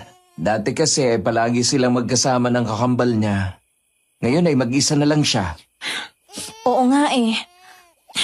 Sige na, baby, tulog ka na. Nandito ng nanay at tatay mo. Hindi ka namin pababayaan. Mamahalin ka namin at palalakihin na parang isang tunay na anak. Akin na. Ako naman ang magpapatulog sa kanya. Baka pagod ka na. Nako, hindi ako mapapagod. Okay lang yan sa akin. Masaya ako at meron ng baby sa bahay natin. Habang patuloy na isinasayaw ni Ana ang bata, ay umiiyak pa rin iyon. Hanggang sa makarinig sila ng mga katok sa pintuan, kaya naman marahang lumapit sa pintuan si Greg. Bahagyang binuksan at sumilip. Napangiti siya pero nagtaka din nang makitang si Marita ang nakatayo sa labas ng bahay nila, kaya agad niyang ibinukas ng todo ang pintuan. Ikaw pala, Marita. Bakit napasugod ka gabing-gabi na? Isip ko kasi itong sanggol na naibigay ko sa inyo. Ako, minsan iyakin siya, kaya pagtiyagaan niyo lang na alagaan Ano ka ba naman, Marita? Wala kang dapat alalahanin sa amin sa bagay na yan. Gaya ng sinabi namin, aalagaan namin siya at mamahalin. Mahirap lang sa una, pero kapag nasanay na ang bata sa amin, tsak na magiging maayos ng lahat. At saka dalawa naman kami na magtutulong mag-alaga sa kanya. Siya nga pala, sinong naiwan doon sa sanggol na nasa'yo? Kasi nandito ka. Yung kapitbahay ko na si Aling Farida. Siya muna ang pinagbantay ko sa bata. Ana, bahiram muna ng baby. Subukan ko siyang patahanin. Ha? Sige, eto. Kinalo nga ni Marita ang sanggol nang ipasa sa kanya ni Ana. Isinayaw niya at ipinaghele, kasabay ang pagbibigay ng bote ng gatas. Dumede naman ang sanggol at hindi nagtagal ay tumigil ito sa pag-iyak. Kaya naman napangiti si Marita. Nang himbing na ang tulog ng bata, ay muling ibinigay niya ito kay Ana. Parang naamoy ka niya. Kaagad na tumigil sa pag-iyak at natulog. Tapikin mo lang ng bahagya ang kanyang puwet habang pinaghihele mo. Babae kasi siya, kaya medyo maarte. Wow! Ang galing mo, Marita. Saan mo natutunan yan, ha? Daig mo pang may asawa. Itinuro lang din sa akin ni Aling Farida yan. Kaya itinuro ko din sa inyo. O sige na, aalis na ako. Baka naghihintay na sa akin sa Aling Farida. Sige, mag-iingat ka kasi gabi na, ha? Oo, kayo nang bahala kay baby ha. Salamat ng marami. Kami ang dapat na magpasalamat sa iyo, Marita, dahil naging masaya kami ni Ana dahil sa baby na ito. Oo nga, Marita. Sana nga'y matagalan pa siya bago bawiin sa amin ang tunay niyang ina. Kasi ngayon pa lang, mahal na namin siya. Walang nakakaalam ng kinabukasan. Hindi natin tiyak ang panahon. Pero habang ipinapaubaya siya ng pagkakataon sa inyo, mahalin niyo siya. Oo naman. Hindi nagtagal ay nagpaalam na si Marita kina Greg at Ana. Lumabas na ito ng bahay kaya isinara na ni Greg ang pintuan. Nahiga na silang dalawang mag-asawa at inihiga na nila sa kanilang pagitan ang sanggol para mabantayan nila ito. Hindi nagtagal ay nakatulog na ang mag-asawa. Kinabukasan, maaga pa ay nasa labas na ng bahay sina Ana. Pinapasikatan nila sa sikat ng araw ang sanggol. Iyon naman ang pagkakataong dumating si Marita. Nakalong din ang sanggol na alaga niya. Uy, baby ko. Tingnan mo kung sino ang nakikita ko, oh. Ang kakambal mo. Pinapasikatan din sa araw. Uy, Marita, nandito ka pala? Salamat sa pagtulong mo sa akin kagabi, ha? Ha? Anong tulong? Kagabi bang sinabi mo? Oo, kagabi. 12:00 na pero hindi pa din namin mapatulog tong si baby. Nag-iiyak. Hindi ko alam kung paano patatahanin. Tapos bigla kang dumating, kinalong mo at ipinaghele. Tapos binigyan mo ng gatas. Ba, tumigil nga sa pag-iyak at nakatulog agad. Pero hindi naman ako umalis ng bahay kagabi. Kasi nga ay nandun si Aling Farida sa bahay ko. Oy, nandito pala kayong dalawa. Teka, parang narinig ko yatang pangalan ko. May problema ba? Wala po yun, Aling Farida. Ang sabi ko, hindi ako nagpunta dito kina Ana kagabi ng 12:00. Kasi naroon kayo sa bahay ko. Nakakahiya naman kung iwanan ko kayo kagabi. Ba, teka muna Marita. Kagabi maaga akong natulog. 9:00 pa lang nakahiga na ako't nakatulog. Di na ako lumabas pa.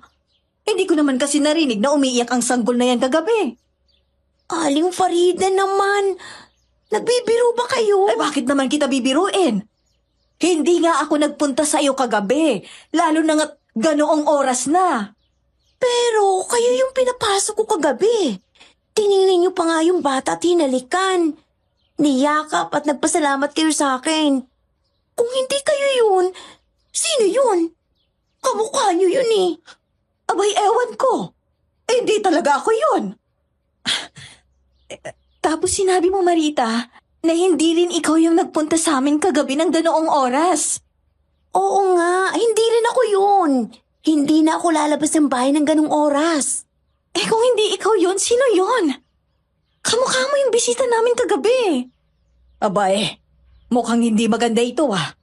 Parang dinalaw kayo ng mga kakaibang nilalang na may kakayahang gayahin ang anyo ng ibang tao.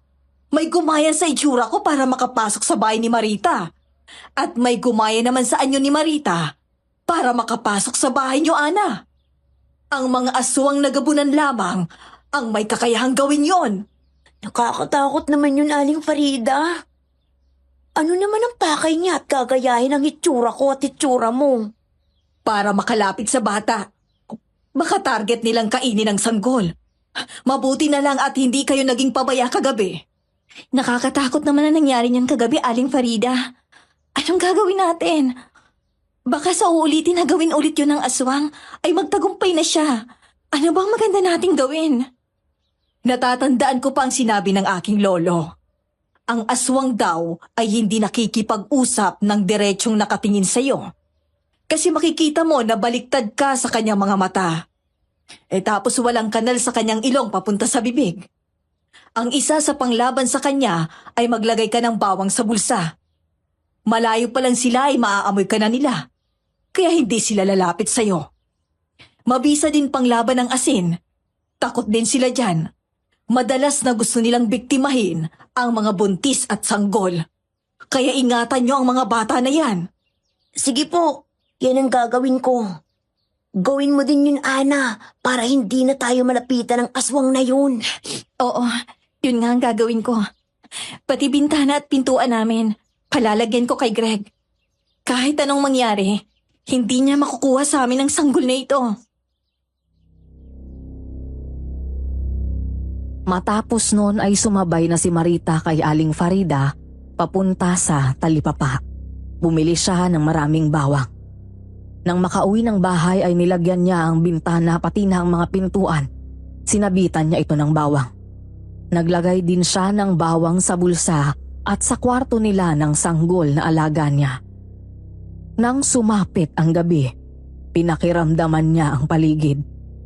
Tahimik naman kaya alam niya na mabisa nga ang pinayo sa kanila ni Aling Farida. Nakatulog siya ng maayos ng gabing yun. Kaya naman kinabukasan, masigla ang katawan niya nang magising. Muli siyang naglako ng asin at kagaya ng dati ay isinama niya ang alagang sanggol. Suki! Asin kayo dyan! Bili na kayo ng asin! Asin! Magkano ang asin? 10 piso lang ho ang isang tabo. Sige, bigyan mo ako ng 5 tabo, pero pwede bang ikaw na lang ang maglagay sa harapan ng bahay ko? Kahit isabit mo na lang dun sa bakod. May pupuntahan pa kasi ako eh. Nasa lubong na kita. Oo, sige. Nasaan ang bahay mo? Yung kalsadang yon. Pagliko mo yung unang bahay doon. Isabit mo na lang sa bakod ang mga asin na binili ko. Etong 200. 50 pesos lang ang asin ko. Sa'yo na ang sobra. Maaabala kasi kita kapag ikaw pang magdala ng asin. Tsaka, para na rin maibili mo ng gatas ang baby mo. Kahit mainit ang panahon, kasama mo pa din siya. Mabuti na lang at may payong ka. Oo nga eh. Wala kasing ibang mag-aalaga dito kay baby kaya sinasama ko na kahit saan ako magpunta. Ingatan mo siya. Magkakaroon ka ng magandang kapalaran sa batang ito. Sige, aalis na ako. Pakidaan na lang doon sa aking bahay ang asin na binili ko. Sige. Salamat sa perang binigay mo. Malaking tulong yun para sa amin ni baby. Minerva ang pangalan ko. Natutuwa ako makilala kita. Ako naman si Marita. Inuulit ko. Salamat sa perang ibinigay mo. Napangiti si Minerva tapos ay hinawakan nito ang pisngi ng natutulog na sanggol. Tapos ay umalis na ito. Tuwang-tuwa naman si Marita na tiningnan ang hawak na pera. Tapos ay nilagay sa bulsa. Itinulak niya ang kariton. Nang makarating siya sa lugar na sinabi ni Minerva, ay lumapit siya sa bakod. Nakita niya ang isang lumang kubo. Tahimik ang paligid. Kaya naisip niya na walang tao. Isinabit na lang niya sa bakod ang plastik ng asin kagaya ng usapan nila ni Minerva. Muling itinulak ang kariton at inilako ang mga paninda niyang asin. Napadaan siyang muli kina Ana. Saglit siyang tumigil nang makitang nasa labas ng bahay si Ana at kalong ang sanggol. Napansin ko lang. Meron palang birthmark ang batang ito, Marita. Tingnan mo, ang ganda, di ba? Oo. Parehas sila nitong kakambal niya. Magkaiba nga lang ng hugis at kulay. Hugis araw at hugis buwan. Oo nga. Siya nga pala. Ano nang balita? Wala pa bang naghahanap sa kanila? Wala pa ako nababalitaan eh. Siguro hindi na talaga sila babalikan ng ina nila. Kaya nga iniwan na sila sa aking kariton. Mas mabuti nga kung ganun. Huwag niya nang bawiin sa atin ang mga batang to.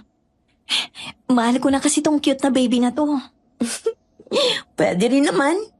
Kaya lang, daig ko pang dalagang ina. Biglang nagbago ang buhay ko dahil sa batang to. Bukod pa doon, yung mga nangyayaring kababalaghan, ay nako, mabuti na lang at may alam si Aling Farida na pangontra sa kanila. Hindi na tuloy sila nakakalapit sa atin. Oo nga. Kasi malayo ka pa lang daw kapag meron kang dala ng bawang ay maaamoy na nila. Ha? Naku, oo nga pala. Dapat pala kahit araw ay maglalagay ako ng bawang sa bulsa ko. Wala akong dala ngayon eh. Pero di bali, tirik naman ang araw. Wala naman sigurong aswang. Nagtawanan pa sina Ana at Marita. Tapos ay napatingin sa lalaking nasa hindi kalayuan. Nakatambay sa harapan ng isang maliit na tindahan. Pansin ni Marita na kanina patingin ng tingin sa kanila ang lalaki. Kapag titingnan naman nila ay ibabaling ng lalaki sa ibang direksyon ang paningin. Kilala mo bang lalaking yun, Ana? Kanina patingin ng tingin sa atin ah. Hindi eh. Kanina pa nga yung nakatambay dyan.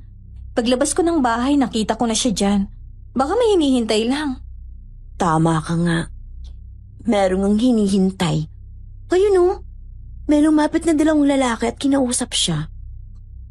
Mukhang hindi sila mapagkakatiwalaan. Parang hindi gagawa ng mabuti. Tingnan mo, lahat sila mahahaba ang balbas at ang mga buhok. Puro nakasuot ng itim na damit. Ang weird nila, di ba? Oo nga no. O siya, sige na. Ilalako ko lang doon natitira kong paninda para makauwi na. Sige, ingat ka.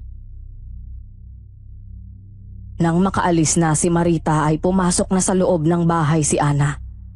Napansin kasi ni Ana na ang tatlong lalaki ay nakatingin pa rin sa kanya. Nang makapasok sa loob ng bahay ay kaagad na isinara ang pintuan. Sumilip siya sa siwang ng bintana. Nalaman niya na wala na sa tindahan ang tatlong lalaki. Nang umuwi si Greg ay gabi na galing sa trabaho. Ang sanggol na nasa duyan agad ang nilapitan nito at hinalikan niya sa pisngi. Kumusta na bang aking prinsesa? Ayos naman siya maghapon. Puro tulog lang ang ginawa niya kaya nagawa ko pa rin na magluto at maglaba. Nasasanay na siya sa atin. Maya-maya lang ay kumislot ang sanggol. Tapos ay umiyak na parabang nakaramdam ng panganib. Kaya naman kaagad na kinalong ni Ana. Kasunod nun ay narinig nila ang malakas na pagtahol ng aso nila na nakatali sa labas ng bahay. Kaya lumapit sa bintana si Greg at sumilip. Iginala sa paligid ang paningin at wala namang makitang tao si Greg sa labas ng kanilang bahay. Tahan na, baby ko. Mahal, parang may tao yata. Kanina pa taon ng taulang aso natin ah. May tao yata sa labas. Oo nga eh. Pero kanina ko pa nga tinitingnan. Wala naman ako makita kung sinong tinatahulan niya. Sa bagay, tatawag naman yun kung may bisita tayo. Baka napadaan lang. Tinahulan lang ng aso. Anong nangyayari, Greg? Huwag kang lalabas. Kahit ano ang mangyari, ha? Titingnan ko lang ang alaga nating aso. Sige, mag-iingat ka. Yung bata, bantayan mong mabuti. Marahang binuksan ni Greg ang pintuan. Sumilip. Nang walang makita ay marahang lumabas si Greg. Iginala sa paligid ang paningin. Sa tulong ng liwanag ng buwan at gamit ang hawak na flashlight, ay tinanglawan ni Greg ang paligid. Wala namang nakita ito na kahit ano maliban sa mga halaman sa paligid. Kaya pinuntahan na niya ang alagang aso. Nagulat siya nang makitang patay na ang alagang aso. Wasak ang katawan niyon at nagkalat ang dugo. Nanlaki ang mga mata ni Greg. Nakadama ng takot lalo na nang meron siyang maramdaman na kumilos sa likuran ng makakapal na halaman. Tinanglawan ni Greg ng flashlight ang halaman. May malaking aso na tumakbo paalis doon. Nang gumalaw ang mga sanga ng punong santol, ay kaagad yung tinanglawan ni Greg. Nakita niya ang isang aswang na naroon. Bago pa makapasok ng bahay si Greg ay dinamba na siya ng aswang. Mga kapitbahay! Tulong! Inaaswang kami! Saklolo! Diyos ko! Greg! Mga kapitbahay! Tulungan niyo kami! Huwag kang lalabas ng bahay, Ana. Ingatan mong ating anak. Mga kapitbahay! Tulong! Tulungan niyo po kami! May aswang dito! Sa kagustuhan ni Greg na maipagtanggol si Ana at ang sanggol ay nilakasan ni Greg ang loob niya. Nagpambuno sila ng aswang na dumamba sa kanya. Nang makabuelo siya ay tinaga niya ang aswang. Tinamaan ito sa kamay. Nasugatan ito pero muling dinamba si Greg. Muli silang nagpambuno. Nakita ni Greg na isang aswang pa ang pumasok sa loob ng bahay nila. Ana, magkulong ka sa kwarto. Dalian mo! Greg! Greg, nasan ka na? May aswang dito! Mga halimaw kayo! Tigilan niyo na kami! Nang sunggaban si Greg ng kalaban, ay nasakmal ang kaliwang kamay niya. Napasigaw sa sakit si Greg pero hindi nasiraan ang loob. Buong lakas niyang itinusok sa katawan ng aswang ang hawak na itak. Tumagos yun sa katawan ng aswang. Napaatras ito. Natutop nito ang nagdurugong sugat. Iyon naman ang pagdating ng ilang kapitbahay ni na Greg at pinagtulungan nilang patayin ang aswang. Ang ikalawang aswang naman pumasok sa loob ng bahay ni na Greg at ginalugad nito ang bahay nila para hanapin sina Ana.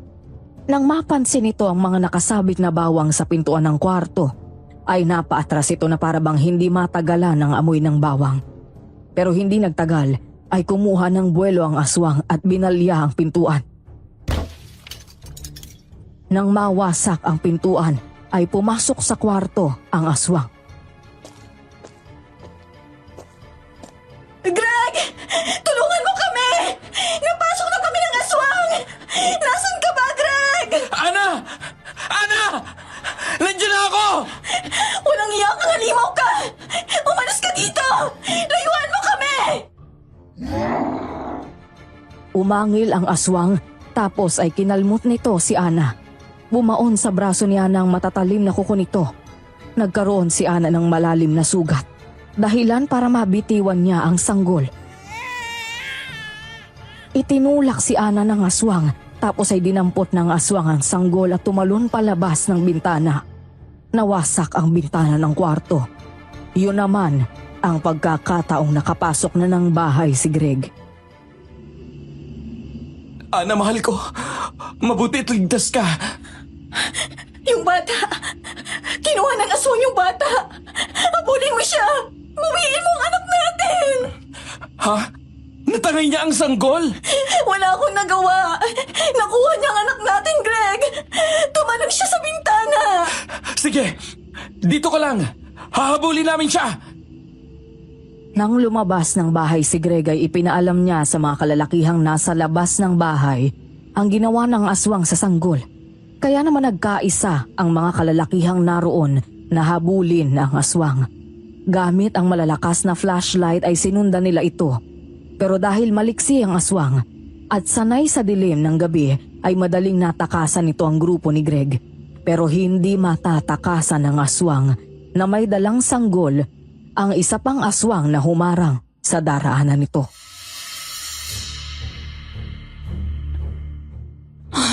Saan mo dadalhin ang anak ko? Ibalik mo siya sa akin at pababayaan kitang mabuhay. Akin na ang bata! Pero sa halip na ibigay ng aswang ang sanggol, ay akma nitong kakagatin ang sanggol. Kaya naman dinamba na ito ng isa pang aswang. Naglaban sila ng lakas sa lakas, bangis sa bangis, pangil sa pangil, hanggang sa manaig ang lakas ng isa. Malubhang nasugatan ng isang aswang dahil sa matatalas na kuko at pangil ng kalaban.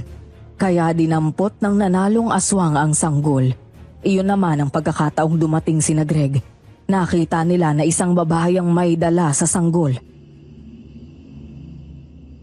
Ayun ang aswang! Habulin natin! Dala pa din niya ang anak ko! Mabilis na tumakbo sa dilim ang aswang na may dala sa sanggol hanggang sa maglaho sa kadiliman. Naabutan ni na Greg ang agaw buhay na aswang. Sa galit ng mga tao, ay tinapos na rin nila ang paghihirap nito.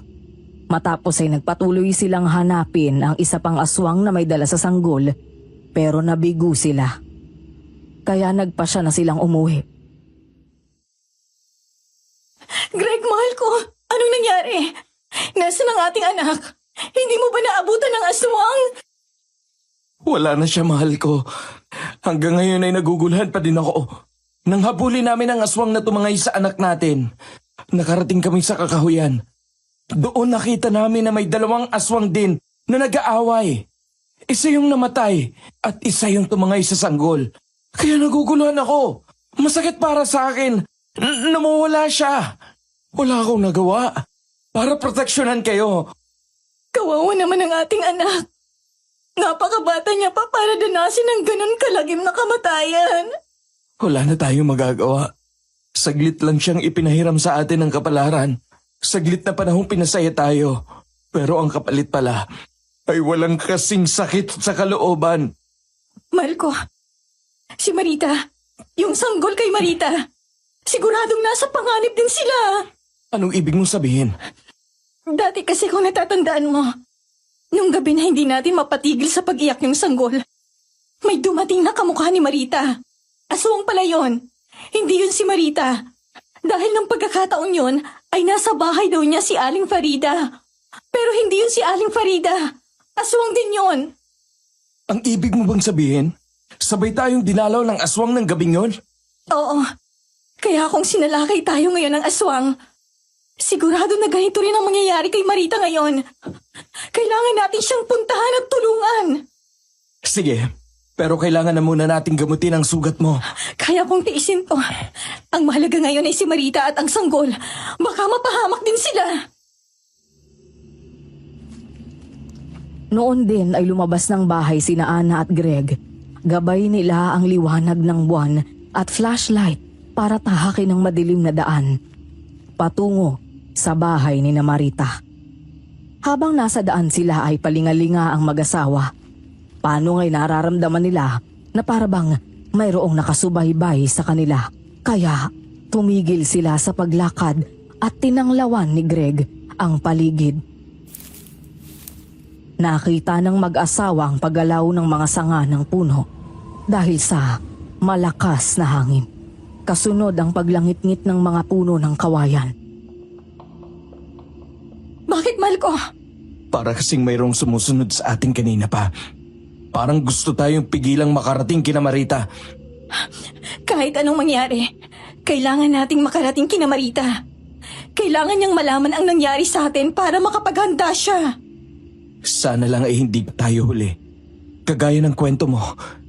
Baka sinasalakay na din siya ng aswang sa mga oras nito. Kung gano'n ay tayo na, kailangan nating makarating agad doon kina Marita. Ipinagpatuloy nga nila ang paglalakad hanggang sa makarating sila sa bahay ni Marita. Napansin naman kaagad ni Ana at Greg na tahimik ang paligid. Kaya marahan silang kumatok sa pintuan ni Marita. Kaagad din naman na bumukas ang pinto nang marinig ni Marita ang boses ni Ana.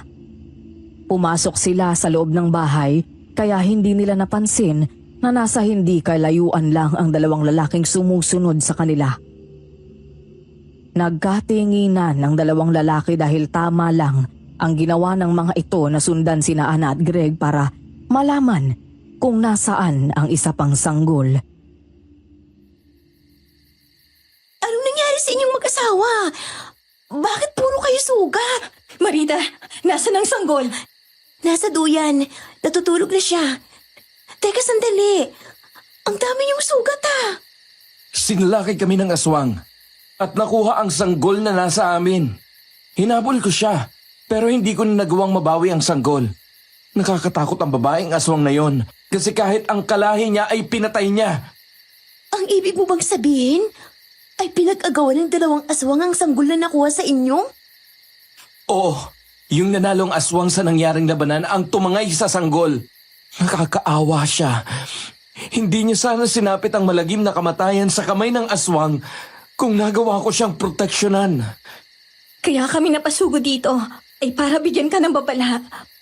Naisip ko na dati, sabay tayong sinalakay ng aswang. Kaya nag-alala ako. Mabuti naman at ligtas kayo dito. Oo. Hindi sila basta-basta makakalapit dito kasi maraming bawang ang isinabit ko sa pintuan at bintana ng bahay ko. Huwag kang pakasiguro. Kasi sa amin ganito rin. Pero porsahan kaming pinasok at kinuha ang sanggol. Kinabahan si Marita nang umihip ang malakas na hangin. Kumalampag ang yero ng bahay niya. Kasunod ay gumalaw ang mga sanga ng puno sa paligid ng bahay. Maya-maya lang ay meron silang narinig na malalakas na yabag sa bubungan ni Marita. Kaya natigilan at nagkatinginan ang tatlo. Napatingin sila sa bubungan ng bahay. Parang may naglalakad sa bubungan. Nandito na ang aswang. Yung bata, bantayan ninyo ni Ana. Oo, Marita, kunin mong sanggol sa duyan. Greg, marunong ka bang gumamit ng baril? May naiwang baril ang lolo ko dito. Meron ding mga bala. Sige, nasaan ang baril, Marita? Yung aparador na yan, buksan mo. Sa gawing ibaba, nandiyan ang shotgun at ang mga bala. Mabuti naman kung ganon. Kinuha nga ni Greg sa loob ng aparador ang shotgun. Nilagyan niyo ng bala at ikinasa. Sumilip siya sa bintana. Nang walang makita sa labas, ay lumapit sa pintuan at muling sumilip. Wala ring nakita si Greg kaya natitiyak nito na sa bubungan o nasa mga puno na malapit sa bahay ni Marita ang mga aswang. Hindi tayo dapat maghintay sa pagkilos nila. Kagaya ng nangyari sa amin. Dapat mauna na tayong gumawa ng ingay at humingi ng tulong sa mga kapitbahay bago pa tayo pasukin dito ng aswang. Tama ka, mahal ko.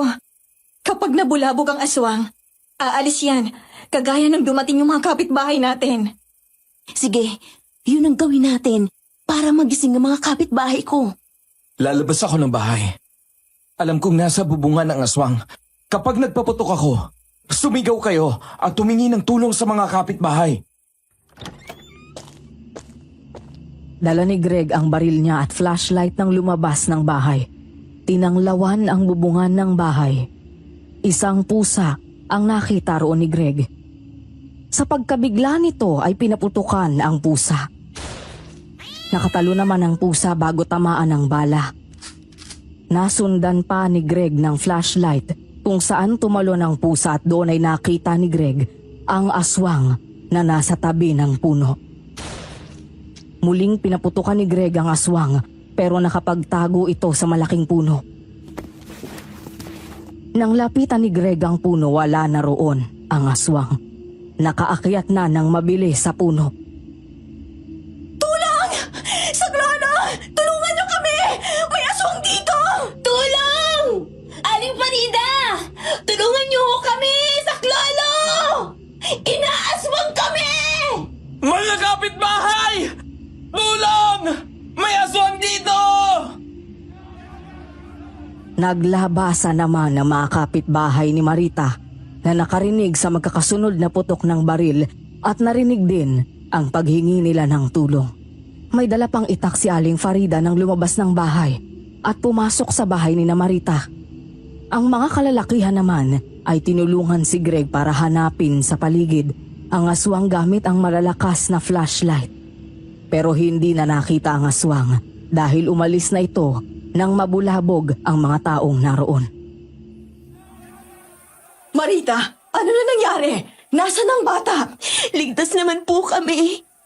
Kaya lang, ang kakambal po nitong inaalagaan ni na Ana at Greg, wala na. Nakuha na ng aswang. Ay, Diyos ko. Kaya pala puro sugat ka, Ana. Dapat malinisan ang sugat mo. Baka ma-infeksyon yan. Opo, Aling Farida. Wala nang sanggol. Nilapan na ng mga halimaw na yon. Napakasama nila. Kahit ang mga walang malay na batay, pinatay nila. Kagaya nga ng sinabi ko sa inyo, mga buntis at mga sanggol ang gusto ng mga aswang. Hindi sila titigil hanggang hindi nila nagagawa ang gusto nila. Kaya doble ingat ang kailangan mong gawin, Marita. Kala ko po ba takot sila sa bawang? Bakit nagawa pa din nilang pasukin ang bahay nila Ana? Nagawa din ang makalapit dito sa bahay kong aswang. Oo, tama ka. Magandang pangontra ang bawang sa aswang. Pero merong malalakas na aswang na kayang tagalan ang amoy ng bawang. Kagaya ng mga aswang na sinasabi nyo. Nakakatakot naman sila Aling Farida. Baka masirahan ako ng ulo sa takot kapag nakaharap ko ang aswang na yun. Kailangan mo maging matapang para sa sanggol na alaga mo, Marita. Kapag natakot ka at naging mahina, mapapahamak siya. Kakayanin ba yun ang konsensya mo? Tama si Aling Farida, Marita. Kagaya ng nararamdaman kong sakit ng kalooban ngayon. Kasi naisip ko kung naging mautak ako, baka buhay pa ang sanggol at nasa amin pa siya. Hindi na kumibo si Marita. Pinagmasdan na lang ang kalong na sanggol habang natutulog yun. Niyakap niya ito. Paano nga ay napamahal na din sa kanya ang bata kahit ilang araw pa lang silang nagkakasama. Huwag kang mag-alala, baby. Hindi kita pababayaan. Hindi kita basta ipipigay sa kanila. Oo, Marita. Ipagtatanggol natin ang batang yan. Malapit nang sumikat ang araw. Ligtas na tayo sa ngayon. Mas maganda kung humanap ka ng ibang malilipatan pansamantala, Marita. Ngayon kasing alam na ng aswang ang lugar na ito. Babalik at babalikan ka ng aswang dito. Tama si Aling Farida. Sige, pagsikat ng araw ay aalis tayo rito. Punta tayo kina Chong Lorito. Matutulungan niya tayo. Isa siyang albularyo. Marami siyang alam para labanan ang mga kampo ng kadiliman. Tama ka, mahal ko. Doon na lang muna tayo, Marita.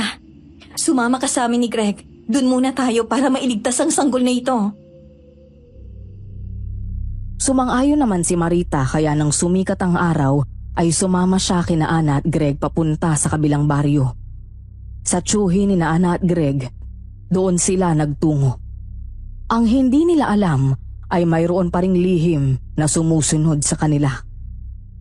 Isang lalaki na mula pa sa bahay ni na Marita ay sinundan na sila ng lihim hanggang sa makarating sila sa bahay ni Loreto.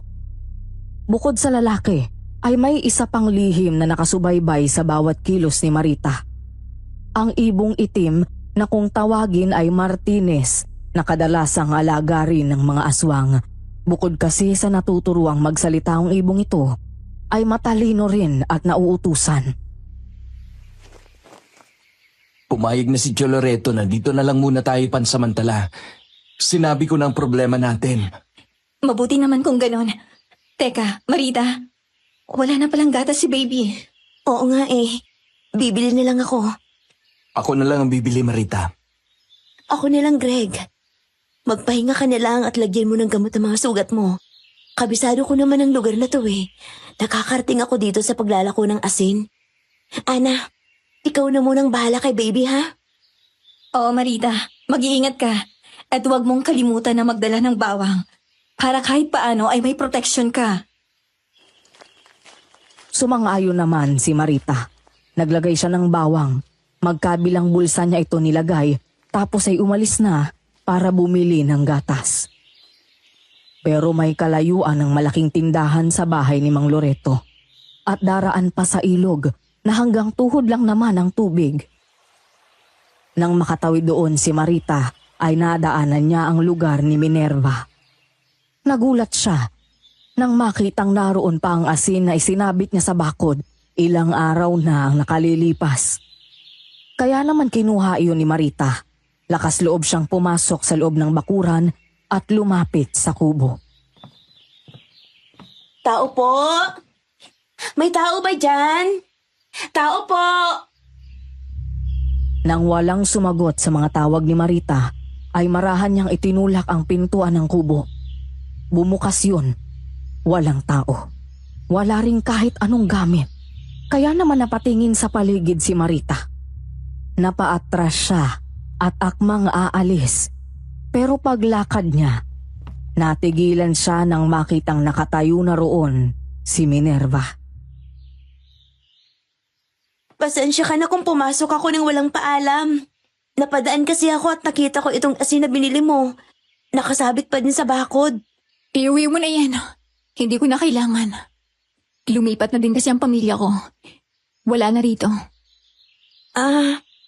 Kaya pala wala nang kahit anong gamit sa loob ng kubo. Nasaan ang sanggol? Saan mo siya dinala? Nasa bahay ko. Bibili lang kasi ako ng gatas kaya iniwan ko siya pansamantala doon. Inaalagaan ng kapitbahay. Wala siya sa bahay mo. Galing na ako doon kaya alam ko nagsisinungaling ka. Oo. Wala nga siya doon. Teka, bakit mo naman siya hinahanap? Ibigay mo na ulit siya sa akin. Makakaya ko na siyang alagaan muli. Ano ibig mong sabihin? Anong alam mo tungkol sa sanggol na inaalagaan ko ngayon? Ako ang tunay nilang ina. Maluwa ang naging sugat ko ng mga panahong yon. Tinutugis ako ng aking mga kaaway. Inisip ko ang kaligtasan ng kambal kong anak. Kaya inilagay ko sila sa kahon at iniwan sa kariton mo. Tapos ay nagpahabol ako sa mga kalaban para ilayo sila at upang iligaw. Nang balikan ko ang aking mga anak, sinabuyan mo ko ng asin sa mukha. Nakita ko ang pagmamalasakit mo sa kanila. Kaya naisip ko na ipaubaya muna sila sa iyo habang nagpapagaling ako ng sugat. At isa pa, hindi pa alam ng aking mga kaaway ang kinilalagyan nila. Ikaw yung malaking aso na akala ko ikakagat sa mga sanggol. Kaya sinabuyan kita ng asin. Ibig sabihin, aswang ka? Tama ka. Isa nga akong aswang. Ako din ang bumisita sa iyo nung gabi para makita ko ang aking anak. Ginaya ko ang itsura ni Aling Farida. Ginaya ko rin ang itsura mo para makapasok sa bahay ng kaibigan mong si Ana. Para makita ang isa pang anak ko. Kaso ay natuklasan ng aking mga kalaban kung nasaan ang aking mga anak. Huwag kang lalapit sa akin. Isasabi ko sa iyo ang asin na to. Tsaka may dala akong bawang. Malalapnos ang bibig mo kapag naipakain ko sa iyo yon. Huwag mo akong lalapitan. Nang makita ni Maritang napaatras si Minerva ay nagmamadali siyang tumakbo. Pero hindi niya binitiwan ang asin dahil alam niyang yun lang ang magagamit na panlaban sa aswang sa ganoong pagkakataon. Nagpatuloy siya sa pagtakbo. Dinaanan niya ang malalaking kahoy at damuhan. Halos hindi na nga niya nilingon ang pinanggalingan niya. Ang mahalaga sa kanya ay makalayo sa lugar na yon. Pagod na siya sa haba ng tinakbo niya. Tumigil siya, lumingon sa pinanggalingan niya at hindi na niya nakita pa si Minerva. Dahil nasa unahan na niya ito. Naku naman, ang bilis mo namang makarating dyan. Paano man ang awa, huwag mo akong sasaktan. Huwag ka mag-alala. Hindi kita sasaktan.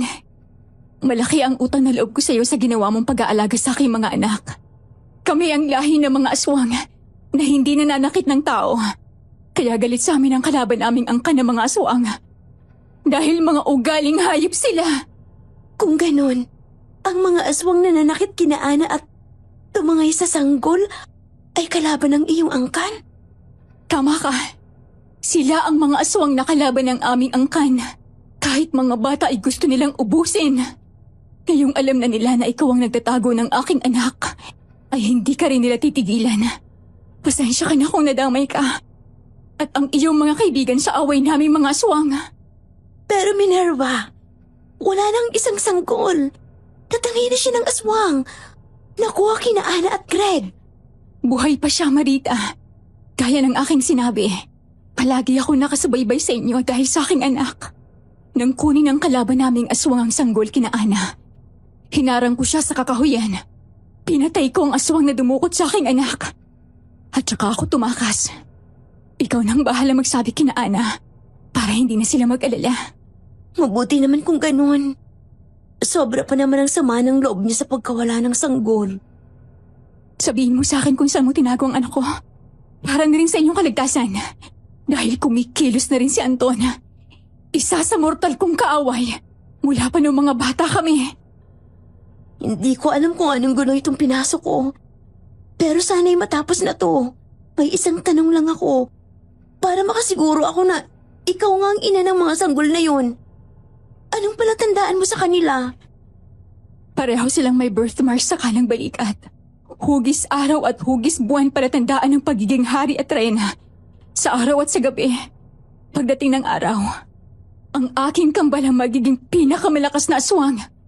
Kaya ngayon pa lang, ay natatakot na sila at gusto nang tapusin.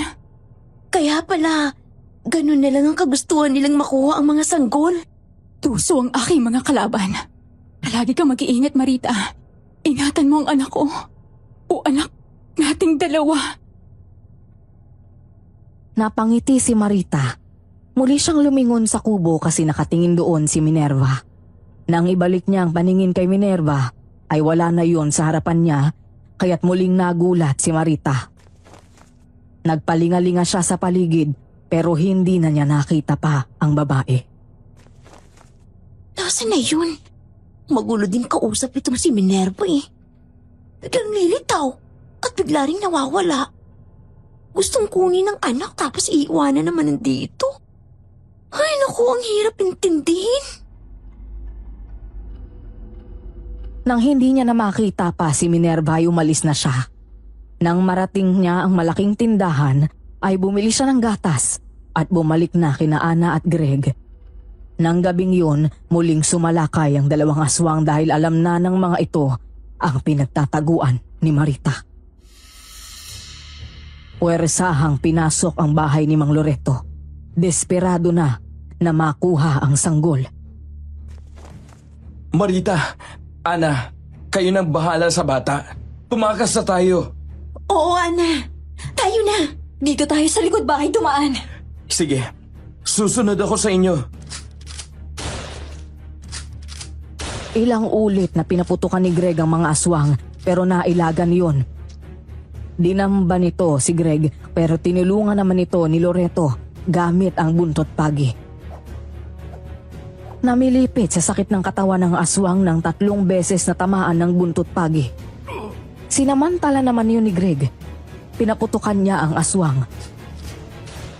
Sapul sa dibdib.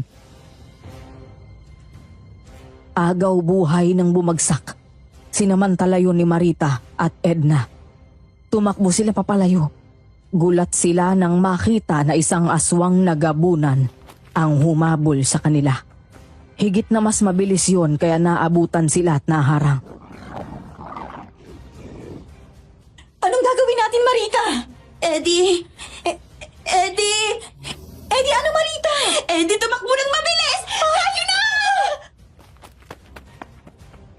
Muli ngang tumakbo si Marita at Ana hanggang sa madapa si Ana. Nalingon naman siya ni Marita. Sinabi nito kay Marita na iligtas na niya ang sarili. Kaya naman tumakbo na ito ng tuloy-tuloy. Hinabol naman siya ng aswang nang muling masukol ng aswang si Marita. At dadambahin na sana siya. Ay may isa pang aswang na dumating at kinalaban niyon. Nagpagulong-gulong ang dalawang aswang at nagtagisan ng bangis at lakas. Si Marita naman ay pagod na at hindi na ito makatakbo. Sobra na din ang takot niya kaya pinanood niya na lang ang naglalaban na aswang. Matapos ang ilang sandali, isang aswang ang nanatiling nakatayo. Binalingan ng aswang si Marita at marahang nilapitan. Kasunod nun ang pagpapalit anyo nito. Ito pala ay si Minerva. Sinabi ko na sa'yo, palagi ako nakasubaybay sa'yo. Hindi ako papayag na saktan nila ang aking anak. Naku, Minerva. Akala ko'y katapusan ko na. Mabuti naman at ikaw ang nanalo. Eto ng anak mo. Ibabalik ko na siya sa'yo. Maraming salamat, Marita. Hindi ko makakalimutan ang lahat ng mabuti mong ginawa sa aking mga anak. Mabait ka. Kaya magkakaroon ka ng magandang kapalaran.